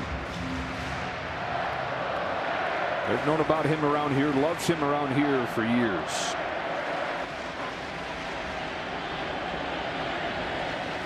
The 1-2 from Gausman, a high fastball dumped back. Been checking boxes all year. It seemed like every time that I checked during the regular season, he was passing somebody for something. Set the Mariners record, broke that of Ken Griffey Jr., set the record for a catcher, Sal Perez, a switch hitter, Mickey Mantle. Another stop by Kirk, 2-2 on Raleigh. The chant MVP here, it's not wishful thinking. It's a toss-up between Cal Raleigh and Aaron Judge. Well, a series like this that's tied 2-2 and who knows, could go 7. It comes down to some simple things as putting the ball in play, who owns 2 strikes, who swings and misses too much with 2 strikes. 2-strike pitch here. Raleigh pokes it into shallow left field. Lucas is there, and that's the inning. 5 in the books in game 5 and locked at 1. Welcome back to the 2025 American League Championship Series on FS1, presented by Loan Depot. Tied at 1 to the top of the 6th, and it is Brian Wu, who is one of the top starting pitchers in the majors this year. 15-7 with a .294, but he's not pitched in a month. Alejandro Kirk leads off and pokes the first pitch he sees to right center field, headed for the wall. He's headed for second. Canzone's throw is cut off. A leadoff double for Kirk. And a rude greeting for Wu.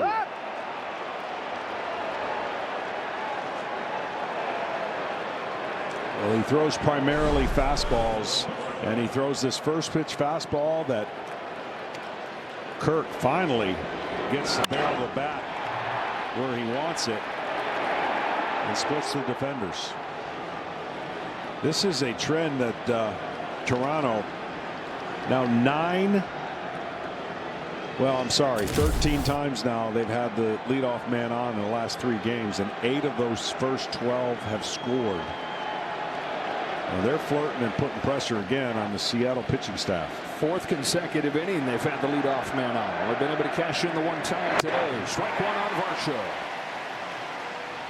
There's that fastball that makes Wu special. Wu at one point this year had 25 consecutive starts of at least 6 innings. In an era like we see today of pitchers getting the earlier hook. Varsho bunts it in the air, foul, and it's 0-2. He was the last piece of this homegrown rotation, and really there was the least amount of hype around him. He was his 6th round pick. He was coming off surgery at Cal Poly, but he's turned into the best of the bunch. One of the top pitchers in the league this year. First time he's pitched in relief since he was at Cal Poly. Clean inning, but a whole lot different, I've got to imagine. Yeah, absolutely. Your rhythm, your structure, everything you're used to doing, get a little bit out of sync, and you try to do it on the fly. Parachuted right into a postseason game 4. Who out of Alameda, California, in the Bay Area. Didn't even pitch until he was a junior in high school. The arm's still very fresh. His 1-2 to Varsho is high for ball 2.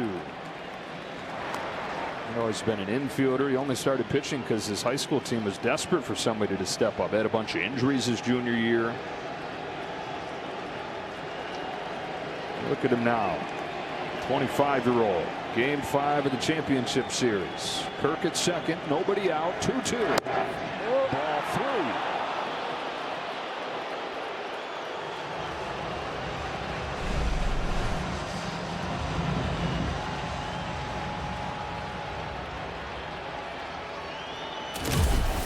Ernie Clement waits on deck.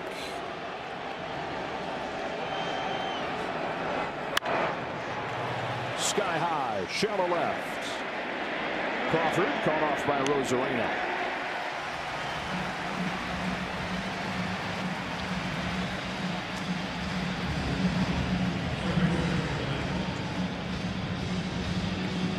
One out. Here's Clement.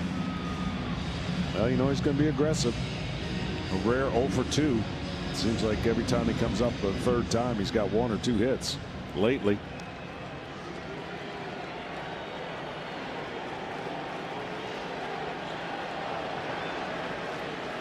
The guy in Brian Wu that throws fastballs more than anybody in the majors. Sticks to who he is. Clement, one of the faces of who the Blue Jays are. Bottom of the order, length of this lineup. It's a .450 hitter in the postseason. Down in the 6th spot. Go ahead run at second. 1 gone, 6th inning. A tough pitch to lay off of.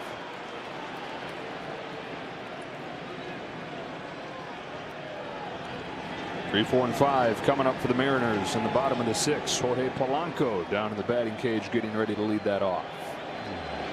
Doing it right-handed though.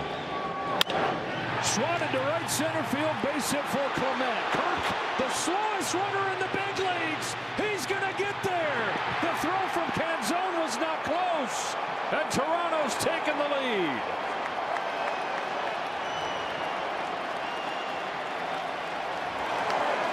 Alejandro Kirk leads off the inning with a double. Scores on a go-ahead hit from Ernie Clement. Yeah, I'm a little surprised by this throw. I thought he had plenty of time to get it ready, and he just had it fading towards third base. Kirk was giving everything he had right there. It was enough. They're having a blast with it over there in the Jays dugout. Clement took second with that poor throw, and he'll fan him off. Make sure that he's okay to put the gear on and go back out there to catch. So get out of here. Get out of here, Vlad. Jays, as they've done in this series, have come back. Barger. Bouncer.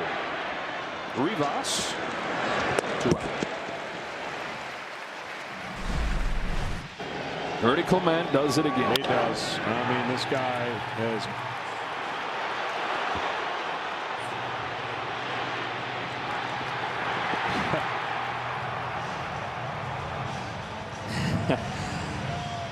Chugging. Guts. Clement at third. Kiner Falefa. You said it. You keep putting the pressure on, keep getting the leadoff man on. Eventually, that dam breaks. That's 9 now. 9 of the last 13.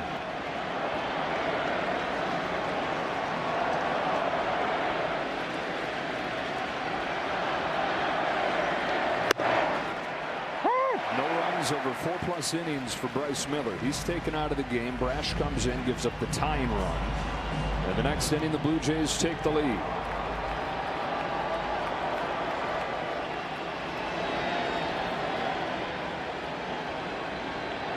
Kiner Falefa, 2 hits yesterday. Had 2 and 1.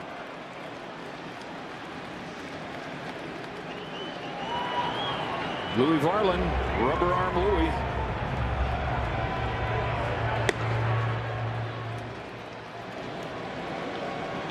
Wu to the plate.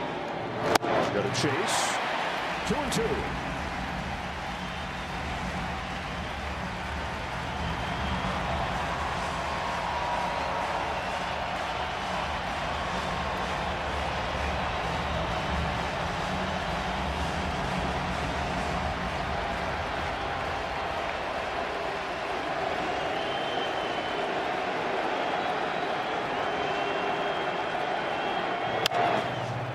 To Wu, takes it himself, but the Blue Jays have taken the lead, tying the game in the 5th, and getting the lead here in the 6th. Clement drives in Kirk, and it's 2-1.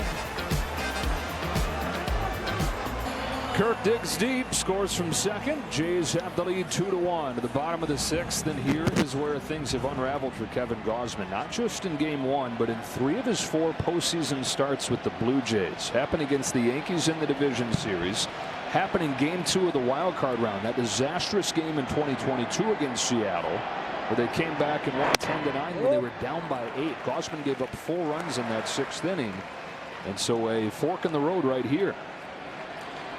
Yeah, the last game maybe not as evident as the first game. 2-out home run, and then left after 1 more batter. 1-1 strike on Polanco. John Schneider told us today that he spent some time reflecting after each game, the decisions he makes, and that he lost some sleep over that one, over taking Gausman out after the home run and then the walk to Rodriguez. And he said when Kevin is at his best, he's missing bats, and he just didn't think that he was missing bats at a very high rate there. He's got more swings and misses today than he had in game 1.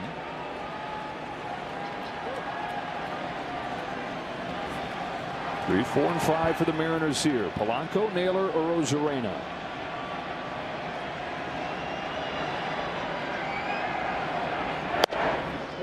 Two balls, 1 strike. Well, he's had Polanco's number, and that's not been easy to do this postseason, especially early in this series. Just 1 hit here in Seattle for Polanco. 2-2.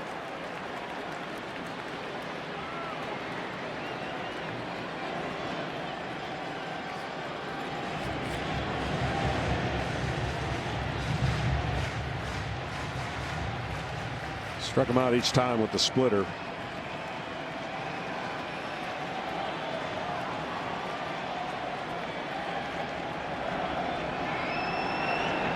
Tried to do the same, but it was taken for ball 3.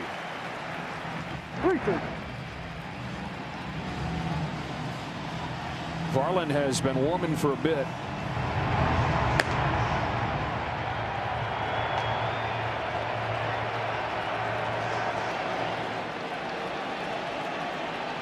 Jays have the lead for the first time. Jorge Polanco leading off the bottom of the 6th. 3-2 from Gausman. Back to the splitter. Cue shot to short. Jimenez throws him out 1 away. They have the lead with Alejandro Kirk scoring from second, and that was a beauty to watch right there, Tom Verducci. What a daring send by Carlos Febles, and here's why. It's the first time this year that Kirk has scored from second base on a single.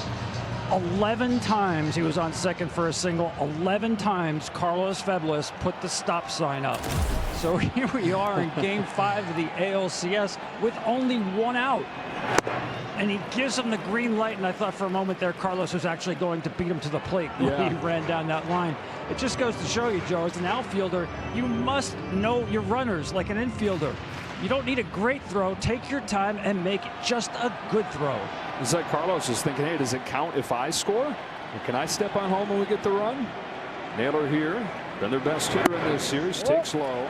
And I was not picking on the guy when I yelled he's the slowest runner in baseball. They track those things now, and he literally is the slowest guy in the sport. You're just stating the facts. Stating the facts, black and white. 2-2 series, 2-1 game. 1-1 pitch to Josh Naylor. Goes out to get that high fastball. It's scorched on a hop to short. Jimenez 2 out. I think he catches the catcher again on his backswing. Making a habit out of that. Kirk's like, oh man, uncle. I know the catcher's set up close, but his backswing caught him again, I think. This has been quite a few minutes for Captain Kirk. Yeah, this is a follow through, catches him. Got him in the knee guard there. Unfazed. 2 out and a Rosarena.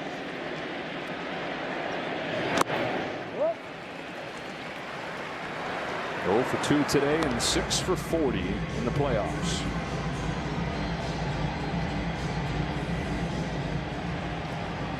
This guy that when he's right, you cannot blink when he's up there.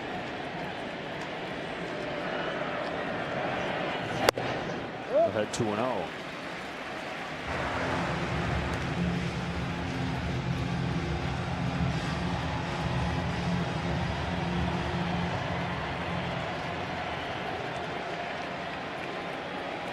Tying run at the plate. 2 gone in the 6th. Gausman fires. Ball 3. The home run hitter Suarez waits on deck. I wonder if that is where John Schneider will say that's it, and not let Suarez get another look at a guy that he's already taken deep.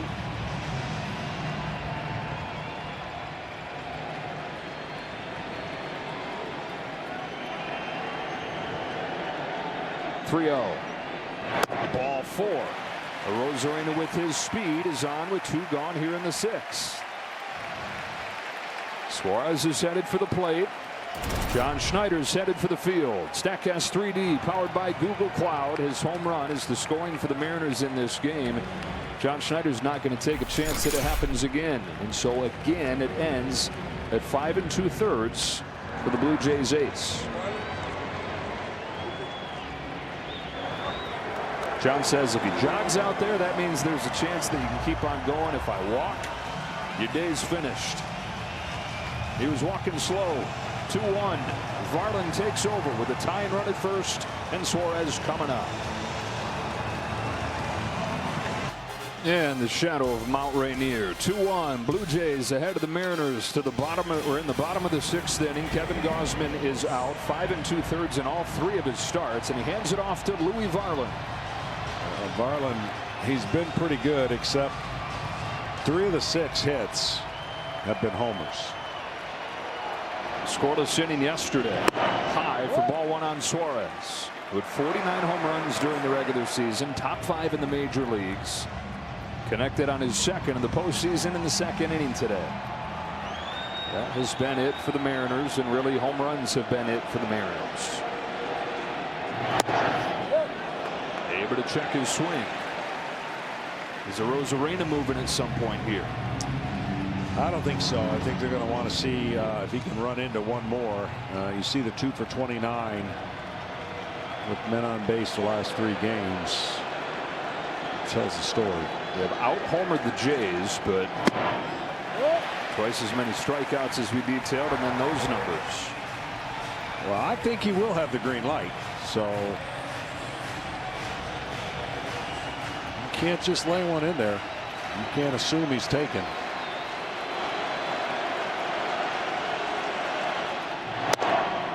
Through a slider.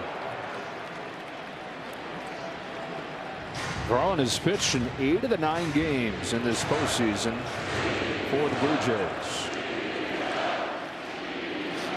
Right-hander acquired at the deadline from Minnesota, delivers, and he's walked in.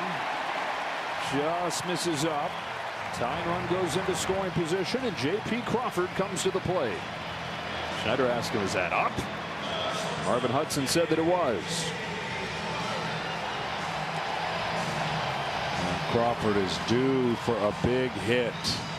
Someone has to come through with 2 outs for the Seattle Mariners. 2 for 14 in this championship series. Taking a lot of big swings. He'd take a bloop right now.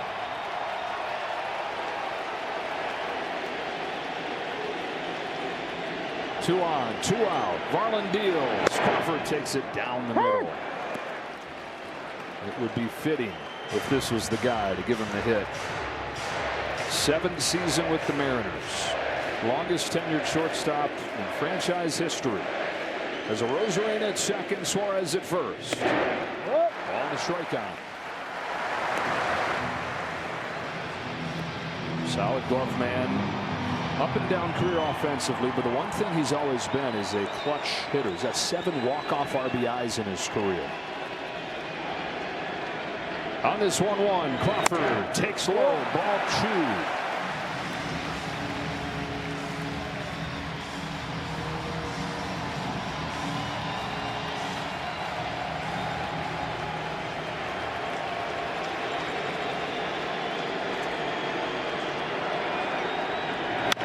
Chopper to 3rd, it's Clement. And the Mariners strand 2 here in the 6th inning. Varland gets out of it, still 2-1.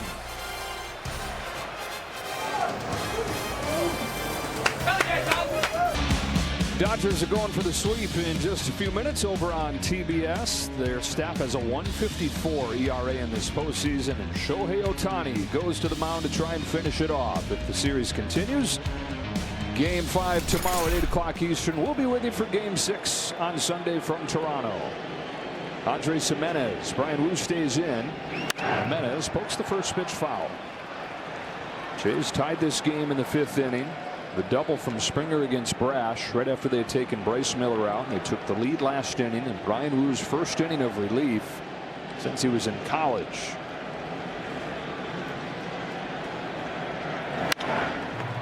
Warm burner to second. Rivas. MLB Together is baseball's platform embodying the sport's commitment to philanthropic causes and mental wellness efforts by teams, players, and the league. To learn more, go to MLBtogether.com. Springer. The extra base hit in 6 straight. They'll be ready to go first pitch.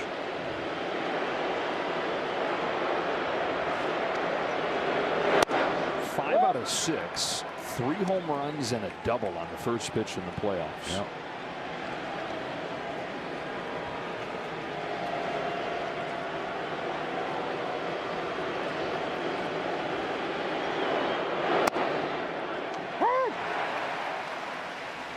Those are the guys you love when you can make a pitch as a pitcher. You know, you get an aggressive hitter, quick out, quick inning, but they're miserable if you make a bad pitch. Oh, got away from him and hit him right on the kneecap.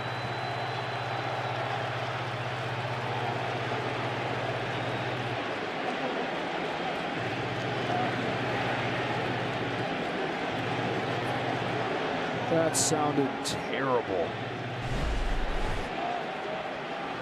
Yeah, this one just races in and catches him right on the top of the kneecap. As you're right. I mean, that is the sound alone. Oh.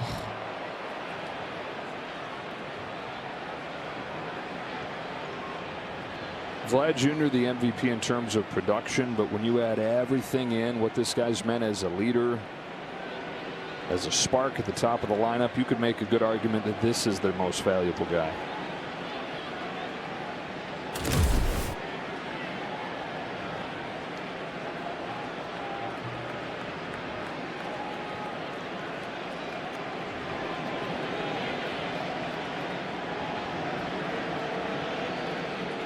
John Schneider was just talking to us today about how it's been the best of both worlds with George. You know, you got the veteran experience. He's played in 75 postseason games, but also that he's like a kid.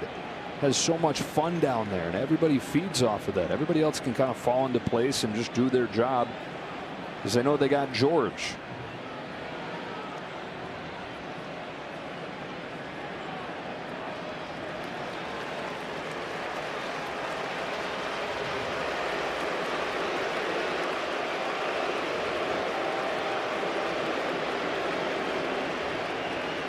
He wants so bad to stay in the game. There's just no way. Oh, he's gonna. Sure. Golly. You could tell he wants to stay so bad, but they're going to have to override something if they feel at all he could chance to further hurt himself. But obviously, the big issue here is running the bases. It is worth mentioning he is the DH. So you don't have to worry about him running around in the outfield. It's just, my gosh, can't even walk.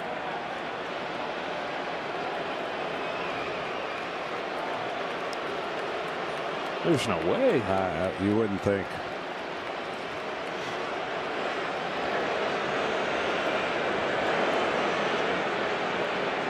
Sometimes they say cover your eyes, cover your ears if you're queasy.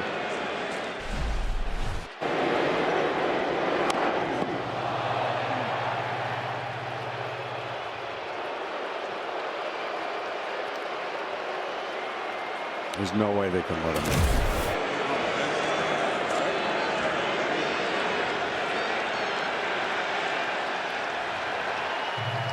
And they won't. Joey Loperfido is going to make his postseason debut here for the Blue Jays.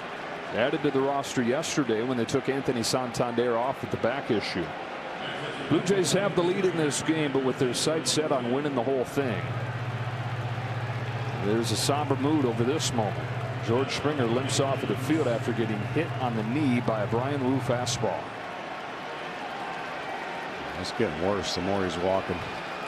You just got to hope for the best, and they're going to get treatment on it and obviously check it out.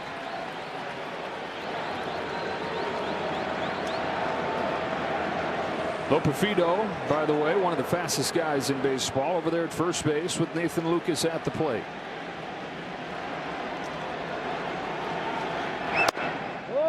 Ball one. Double and a walk today for Lucas, guy that started this season as their 4th outfielder, just trying to hang on, happy to be in the big leagues, hitting .345 in the playoffs as the 2-hitter for the Jays.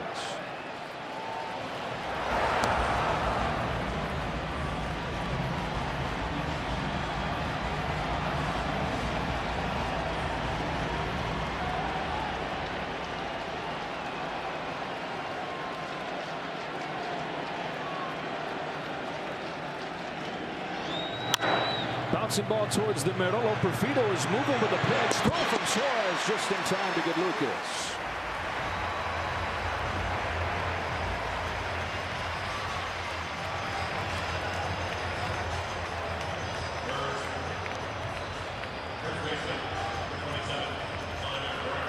So Loperfido's into scoring position.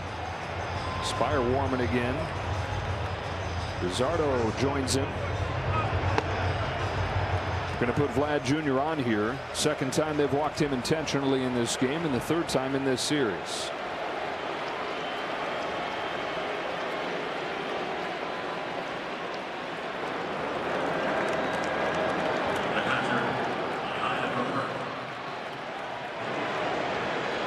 And so it's Alejandro Kirk, who started last inning with a double and had his epic romp around the bases, scoring from second for the first time this year on a base hit from Ernie Clement. The difference in this game.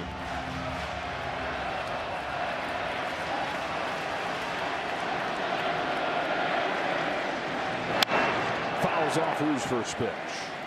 There's a Wu fastball that he hit for the double.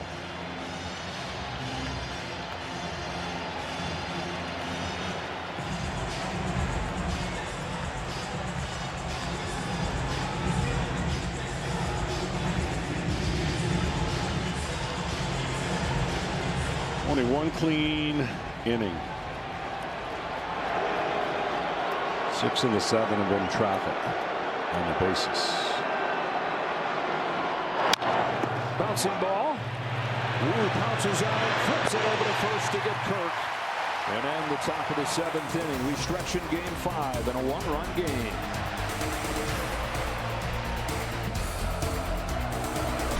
Bring it back with Fox Foresight, powered by Google Cloud. Mariners given a 57% chance to score 2+. Led the majors in 1-run wins this year. Trailed this game 2-1. Thanks to Google Cloud for these real-time insights. Dominic Canzone takes a first pitch changeup from Louis Varland downstairs. For the Mariners in this 7th inning, it's 8-9-1. Canzone, Rivas, and Rodriguez. Canzone would love a chance to atone for his errant throw that aided Kirk in scoring the go-ahead run. Canzone in right field. Robles normally there. He's really good defensively, but the bat has been such a problem that Robles not in the lineup. Canzone is. Ball 2 from Varland.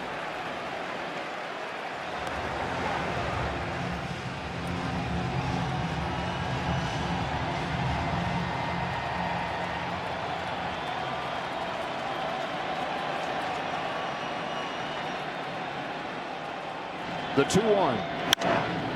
Lifted down the left field line towards the corner. It goes. Lucas is over there, and it's just foul.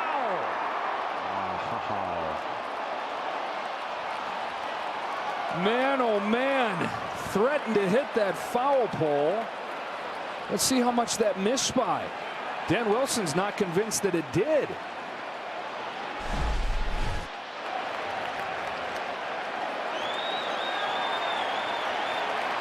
It's just foul. Wow. Over the fence, but wide of the pole by about a foot. the call on the field was foul ball. We have a crew chief review for a potential home run.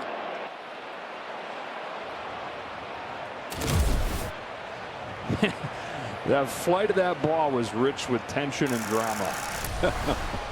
Replay review is presented by Zoom.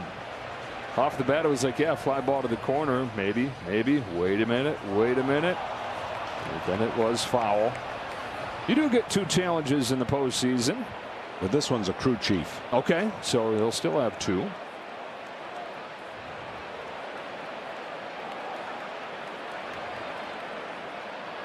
Thankfully, I'm a lip reader, and I'm sure a lot of you are too. It's foul ball.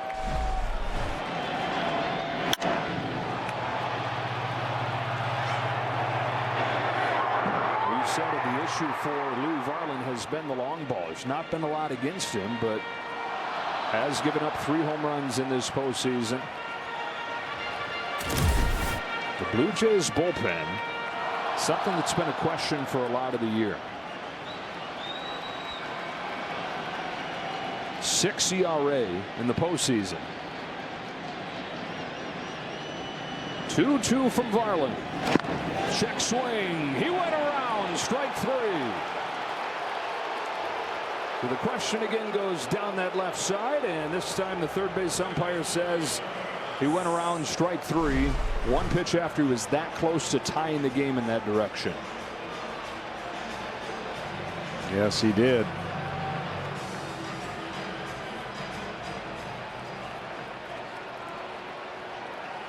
One out for Rivas.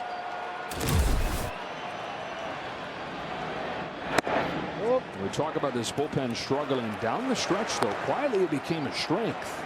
In fact, the Blue Jays have not lost a game that they held a lead in since September 1st. 1 ball, 1 strike.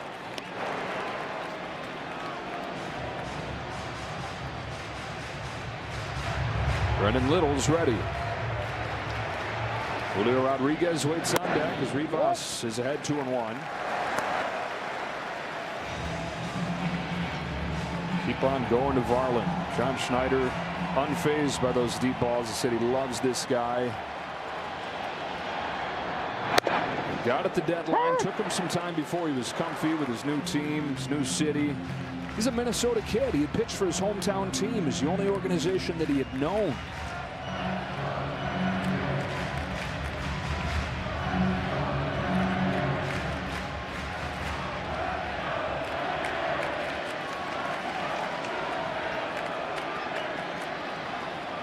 Two and 2 to Rivas. Foul back. Checking with Ken Rosenthal. I talked to John Schneider about George Springer, and Schneider said it was close. Springer wanted to stay in, but ultimately he was in too much pain and discomfort, and the Blue Jays wanted to play it safe with Game 6 coming. Springer needed help getting down the dugout steps and down the steps into the clubhouse. He'll obviously get checked out now, and we'll have more after the game. It hit his knee so hard that it registered on StatCast as a batted ball, 55 miles per hour off his knee. Payoff to Rivas.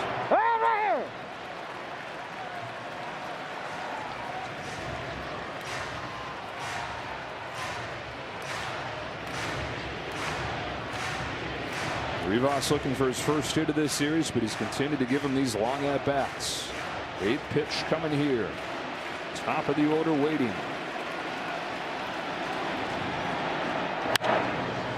Fly ball, left center. Varsho says you've got it, and Lucas does. Start your Saturday strong with Big Noon as Bryce Underwood and Justice Haynes lead Michigan against Washington at the Big House, all starting at 10 a.m. Eastern, 7 Pacific. Big Noon kickoff live on location from Provo, Utah, and then Huskies and Wolverines only on Fox. Well, Rodriguez moved up to hit leadoff, and the game finds him right here as the tying run with 2 gone in the 7th. Rip and a miss.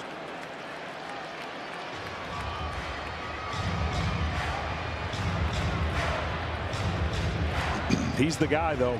He would send this crowd into a frenzy.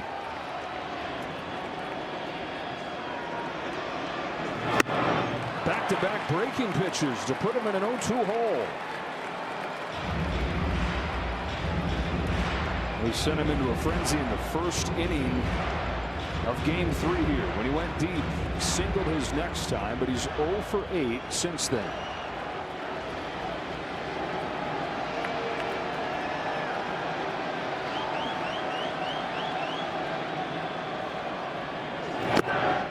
Stuck with the breaking stuff. Rodriguez took this one.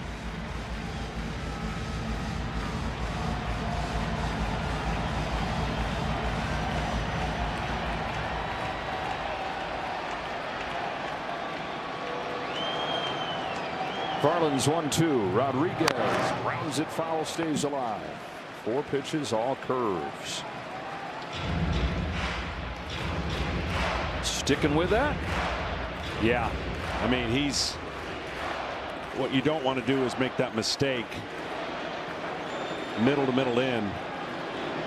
So stay away. He did, and he struck him out. Louis Varland, who they keep on leaning on, standing tall. A 1-2-3 7th and a 2-1 lead for the Blue Jays. Winner moves to within 1 win of the World Series. Back down.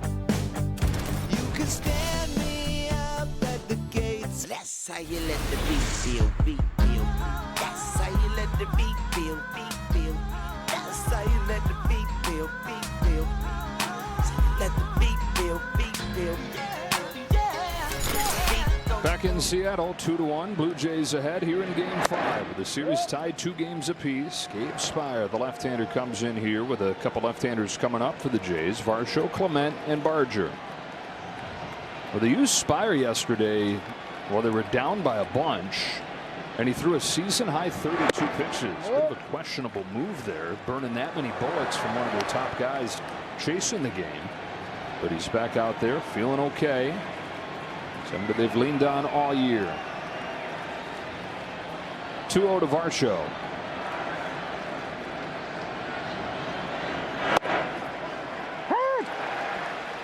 Yeah, the old day off can be a burden for relievers because you're like, oh, you got a day off. You can go 3 in a row and do all these things. And I definitely think that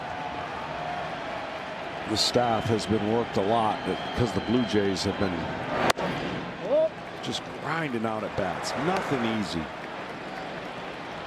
I mean, they easily could have 5-6 runs tonight.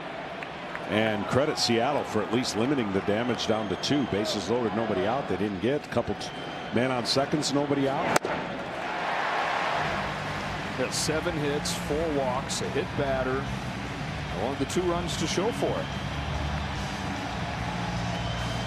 Seattle's pitchers have kept them in this game, but it's the same story for the offense. All they've had is the one big swing from Suarez.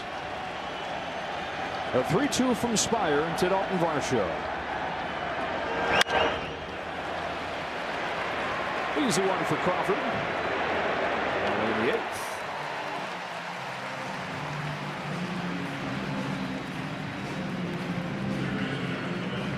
Road team is perfect in this series.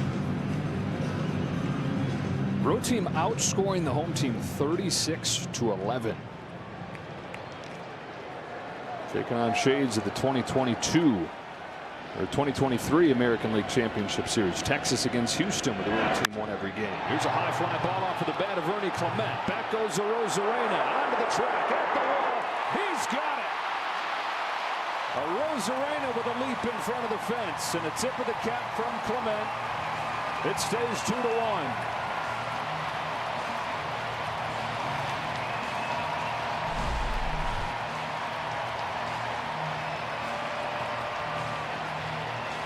Would have been close.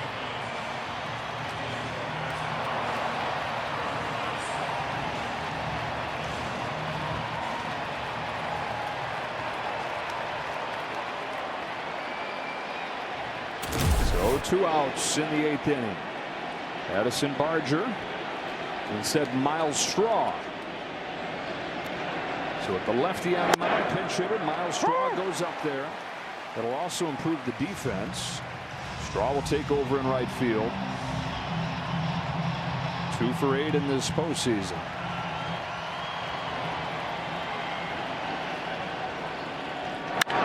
Straw leans out, sends a fly ball to center field. Rodriguez on the run. He's there. 2, 3, and 4 coming up for Seattle. Cal Raleigh to lead things off in a 2-1 game.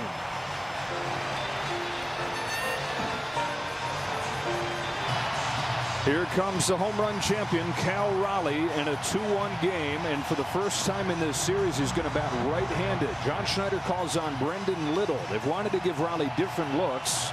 Faces him for the first time here, representing the tying run, bottom of the 8th.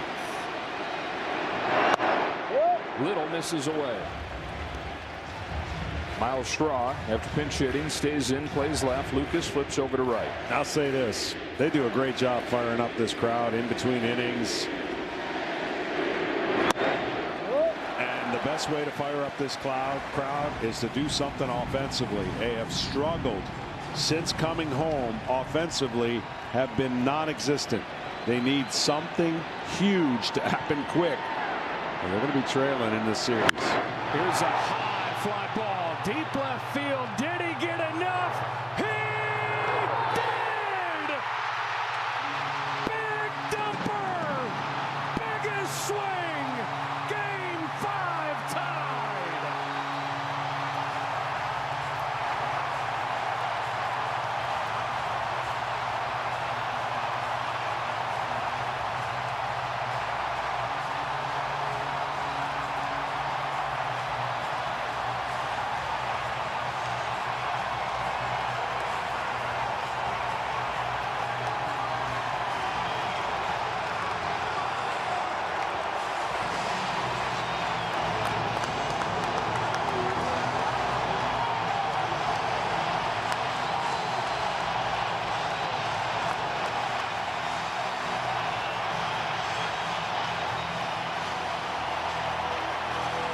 See, that's louder than anything they've done in between innings. That is a moment. Who knows? A moment. He's had a lot. He dumps 64 over the left field wall and ties game 5. This is the highest home run I've seen live, and there was still doubt that this was going to be robbed. And you called it, is it enough? And it was barely enough.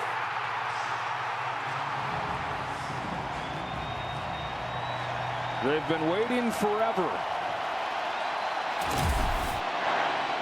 Polanco now. Visit from the pitching coach, Pete Walker, after Little gives up the leadoff home run to Cal Raleigh. Polanco takes ball 2. And it's got to feel like the walls are closing in on Brendan Little. Well, he knew coming in who he was facing, turning around 2 guys. And only guaranteed to face one lefty, really, and that's the 3rd hitter, Naylor.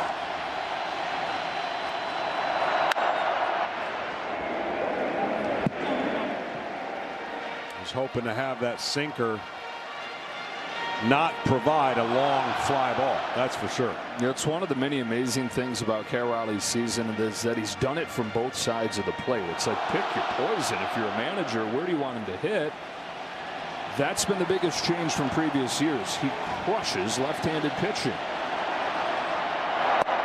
Came into the year with an OPS for his career against lefties of 700, which is below league average OPS. This year it's above 1,000. MVP territory from his weaker side. And he's just a, oh shucks. Oh shucks, they hit a home run. It's part of why it's so easy to love him. He's the everyman. 2-2. And the dirt, ball 3. Mariners now getting greedy. They've tied it. Got their 3-hitter up there with a 3-2 count.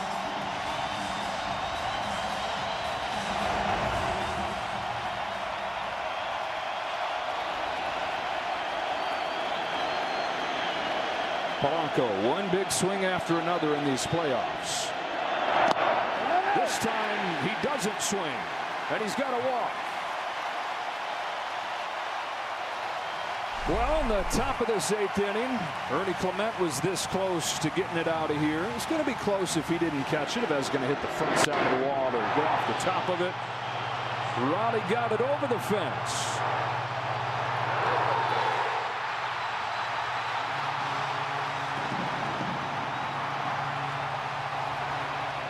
The first late drama of this ALCS. Ball on Josh Naylor.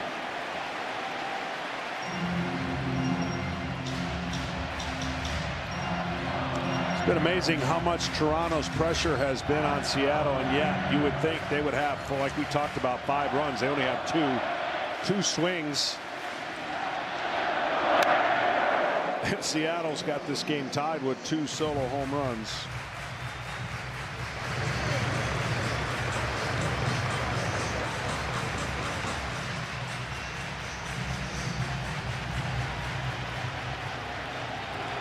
Go ahead run at first. That's Polanco. Little's 1-1 pitch. In the dig to Naylor, ball 2. And at this point, that 3-batter minimum cannot be fulfilled fast enough if you're John Schneider sitting over there.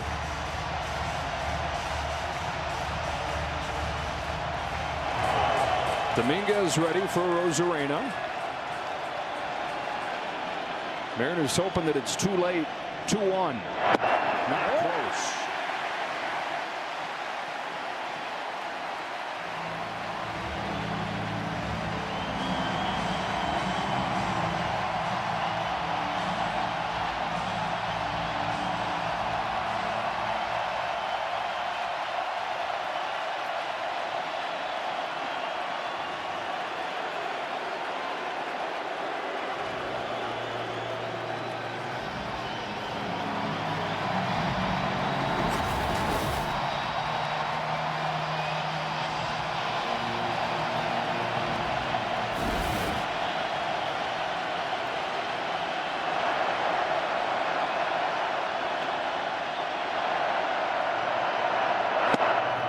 Brain 2.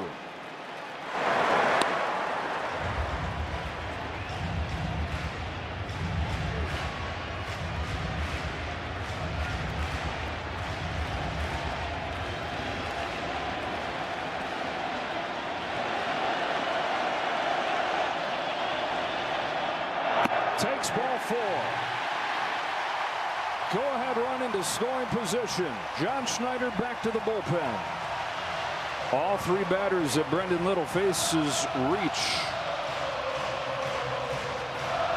Reach, an understatement for what Cal Raleigh did to start this inning. His 64th home run of the season. His biggest one yet.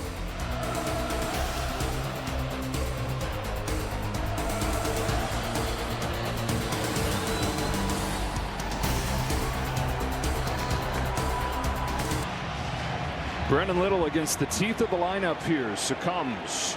Sir Anthony Dominguez comes on. 2 on, nobody out in a 2-2 game.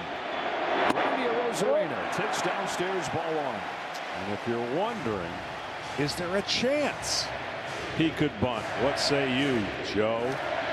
No chance. He's never laid down a bunt in his career. 2 balls and no strikes. And the leaping defensive play in the top of this inning. A nightmare of a postseason for Randy Rosarena, but he's got a chance to play hero right here. Mariners looking for the lead, looking for the World Series for the first time ever. Wow. 2 balls and 1 strike. He came unglued on a fastball that was on a tee. Wow.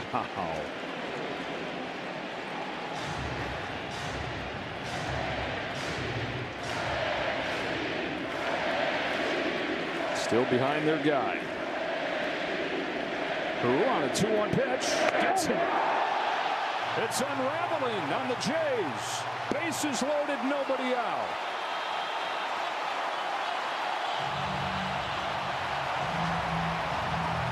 You hit a guy who can't hit. Well, scenario is flipped. Bases loaded, nobody out. And this is not one of those that you try to just give up 1 run, because it's the bottom of the 8th and you got to go with the infield end, a swing and miss type guy, strikeout. Suarez, 1-0.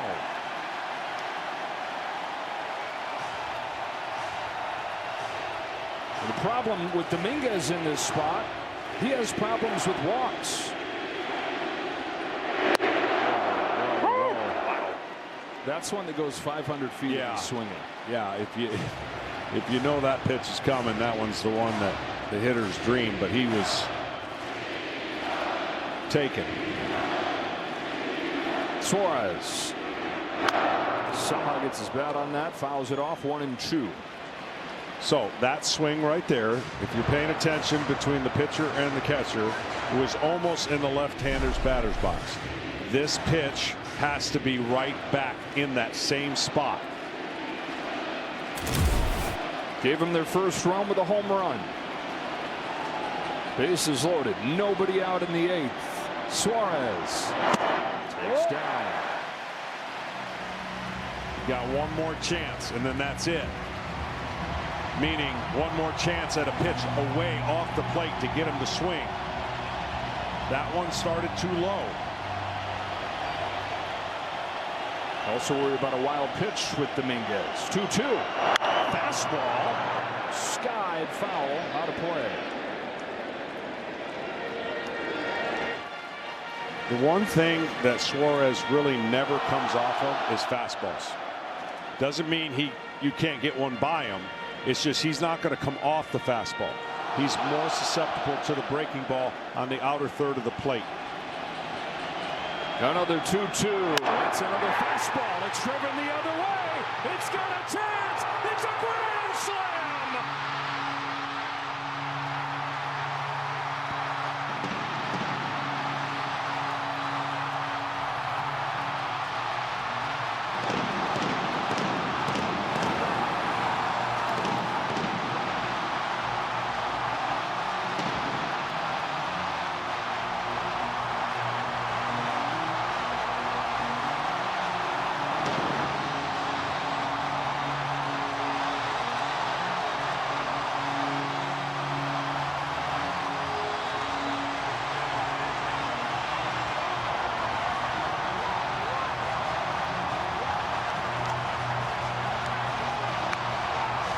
Seattle is shaking. The Mariners lead game 5, 6-2. Second home run of the game for Eugenio Suarez is an opposite field grand slam. I just can't believe they went with a fastball. And just that pitch selection right there with a guy that's been struggling and never comes off the fastball. You allow him to have a chance to do what he did, and boy, oh boy, did he deliver.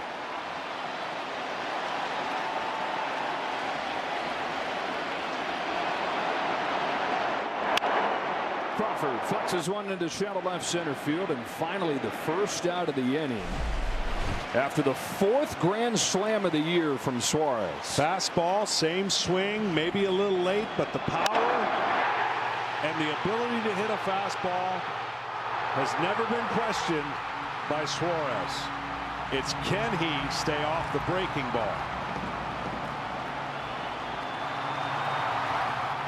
Wow. Canzone with one away.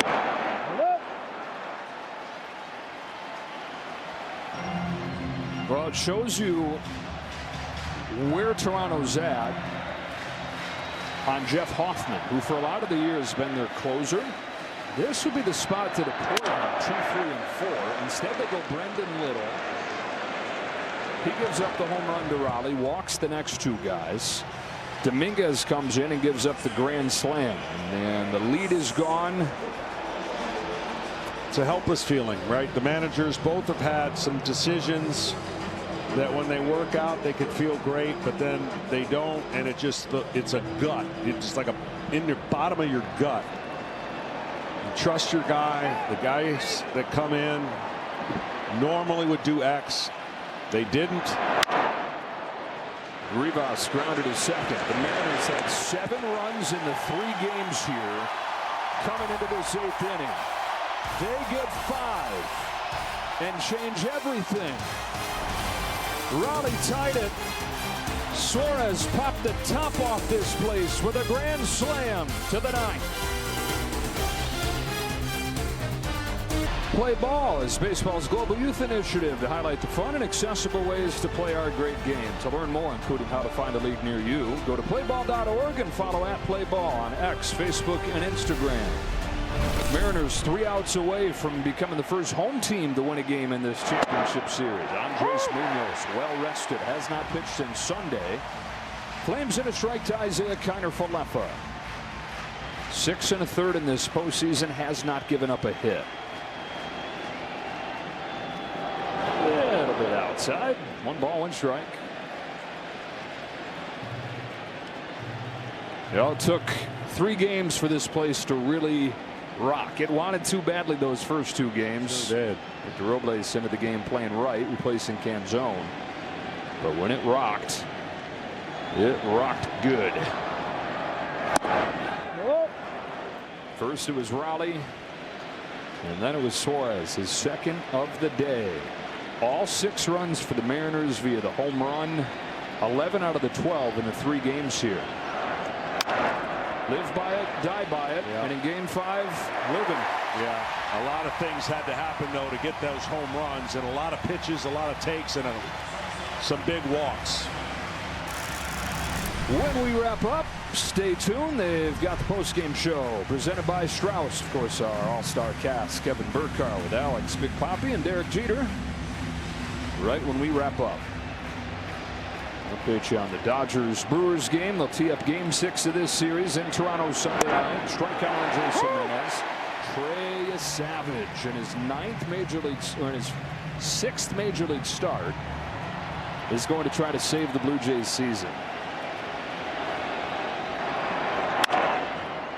I mean, this game, I mean, obviously it never could happen this way, but if this game was played 10 straight times the same way, the Blue Jays, with all that traffic, will have done damage. 6 runs, 7 runs. They didn't get it done tonight. Seattle was able to make plays and get out of those jams, and then they were in the game long enough to get 2 huge swings in the 8th inning.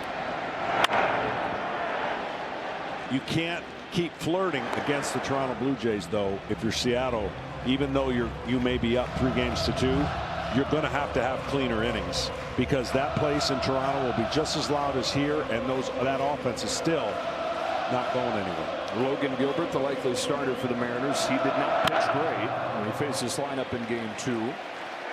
Lazy fly to the Rosarena, 2 gone in the 9th.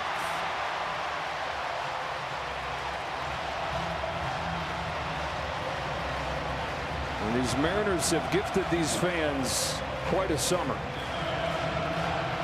At least one more gift for them right here. This comeback in game 5. The Mariners fans are hoping that they get another shot at this. And a shot in the World Series for the first time. Loperfido. I mean, they have been the most active fans. Now, granted, they have never been to the World Series, and they knew coming home really only had to win 2. Now they're lucky enough to be in a situation to only have to win 1 more, looks like. But this crowd is like had a huge party all day, and for the last 3 days, this one felt the best.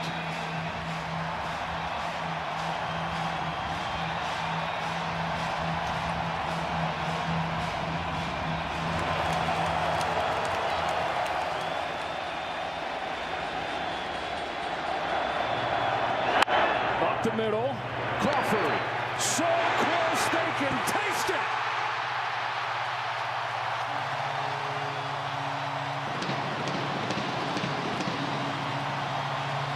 The Mariners take a game 5 thriller.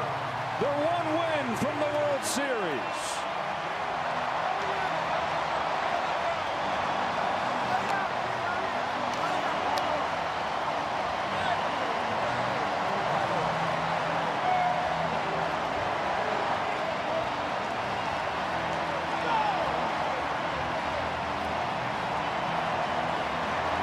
Eugenio Suarez came into this game 6 for his last 50.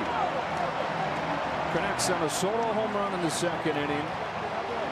And the biggest of his 52 home runs this year, a grand slam to win the game in the 8th. Of course, Big Dumper was in the middle of it.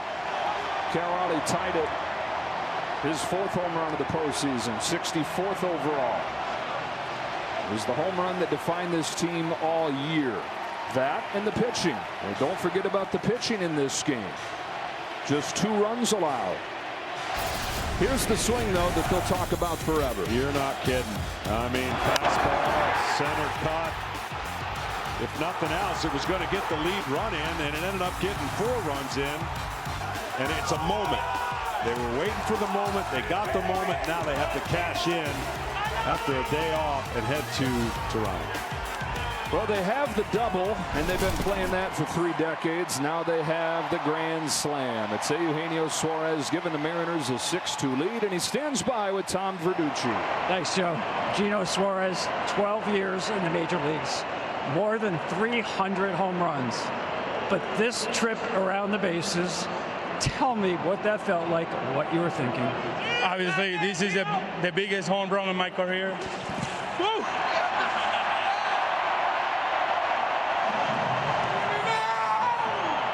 Yeah, like I say, it's got to be the biggest home run in my career. It was so special. I've been waiting this for a long time. It's been a while to have a game like this today. It was awesome to be able to hit that grand slam there and give it a win to my team, to the fans. They've been here supporting us all year long, all season series.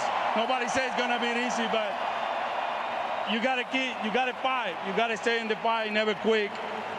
And I glorify God because He gave me the power. He put everything on myself. I lock in myself right there and just try to drive one in, and God is good, and I dream for. Well, Gino, take me through that at bat, because it wasn't just one swing. 6 pitches, an epic at bat. What was your approach, and how did it change with 2 strikes? I mean, I know you got to go to stop. I tell myself, don't let that fastball beat you. I know he's gonna, at some point, he's gonna throw me one right there. Not try too much, lock myself in, and try to put a ball in play. I know I got enough power to at least drive my in, and I hit that big fly right there, and now we win the game.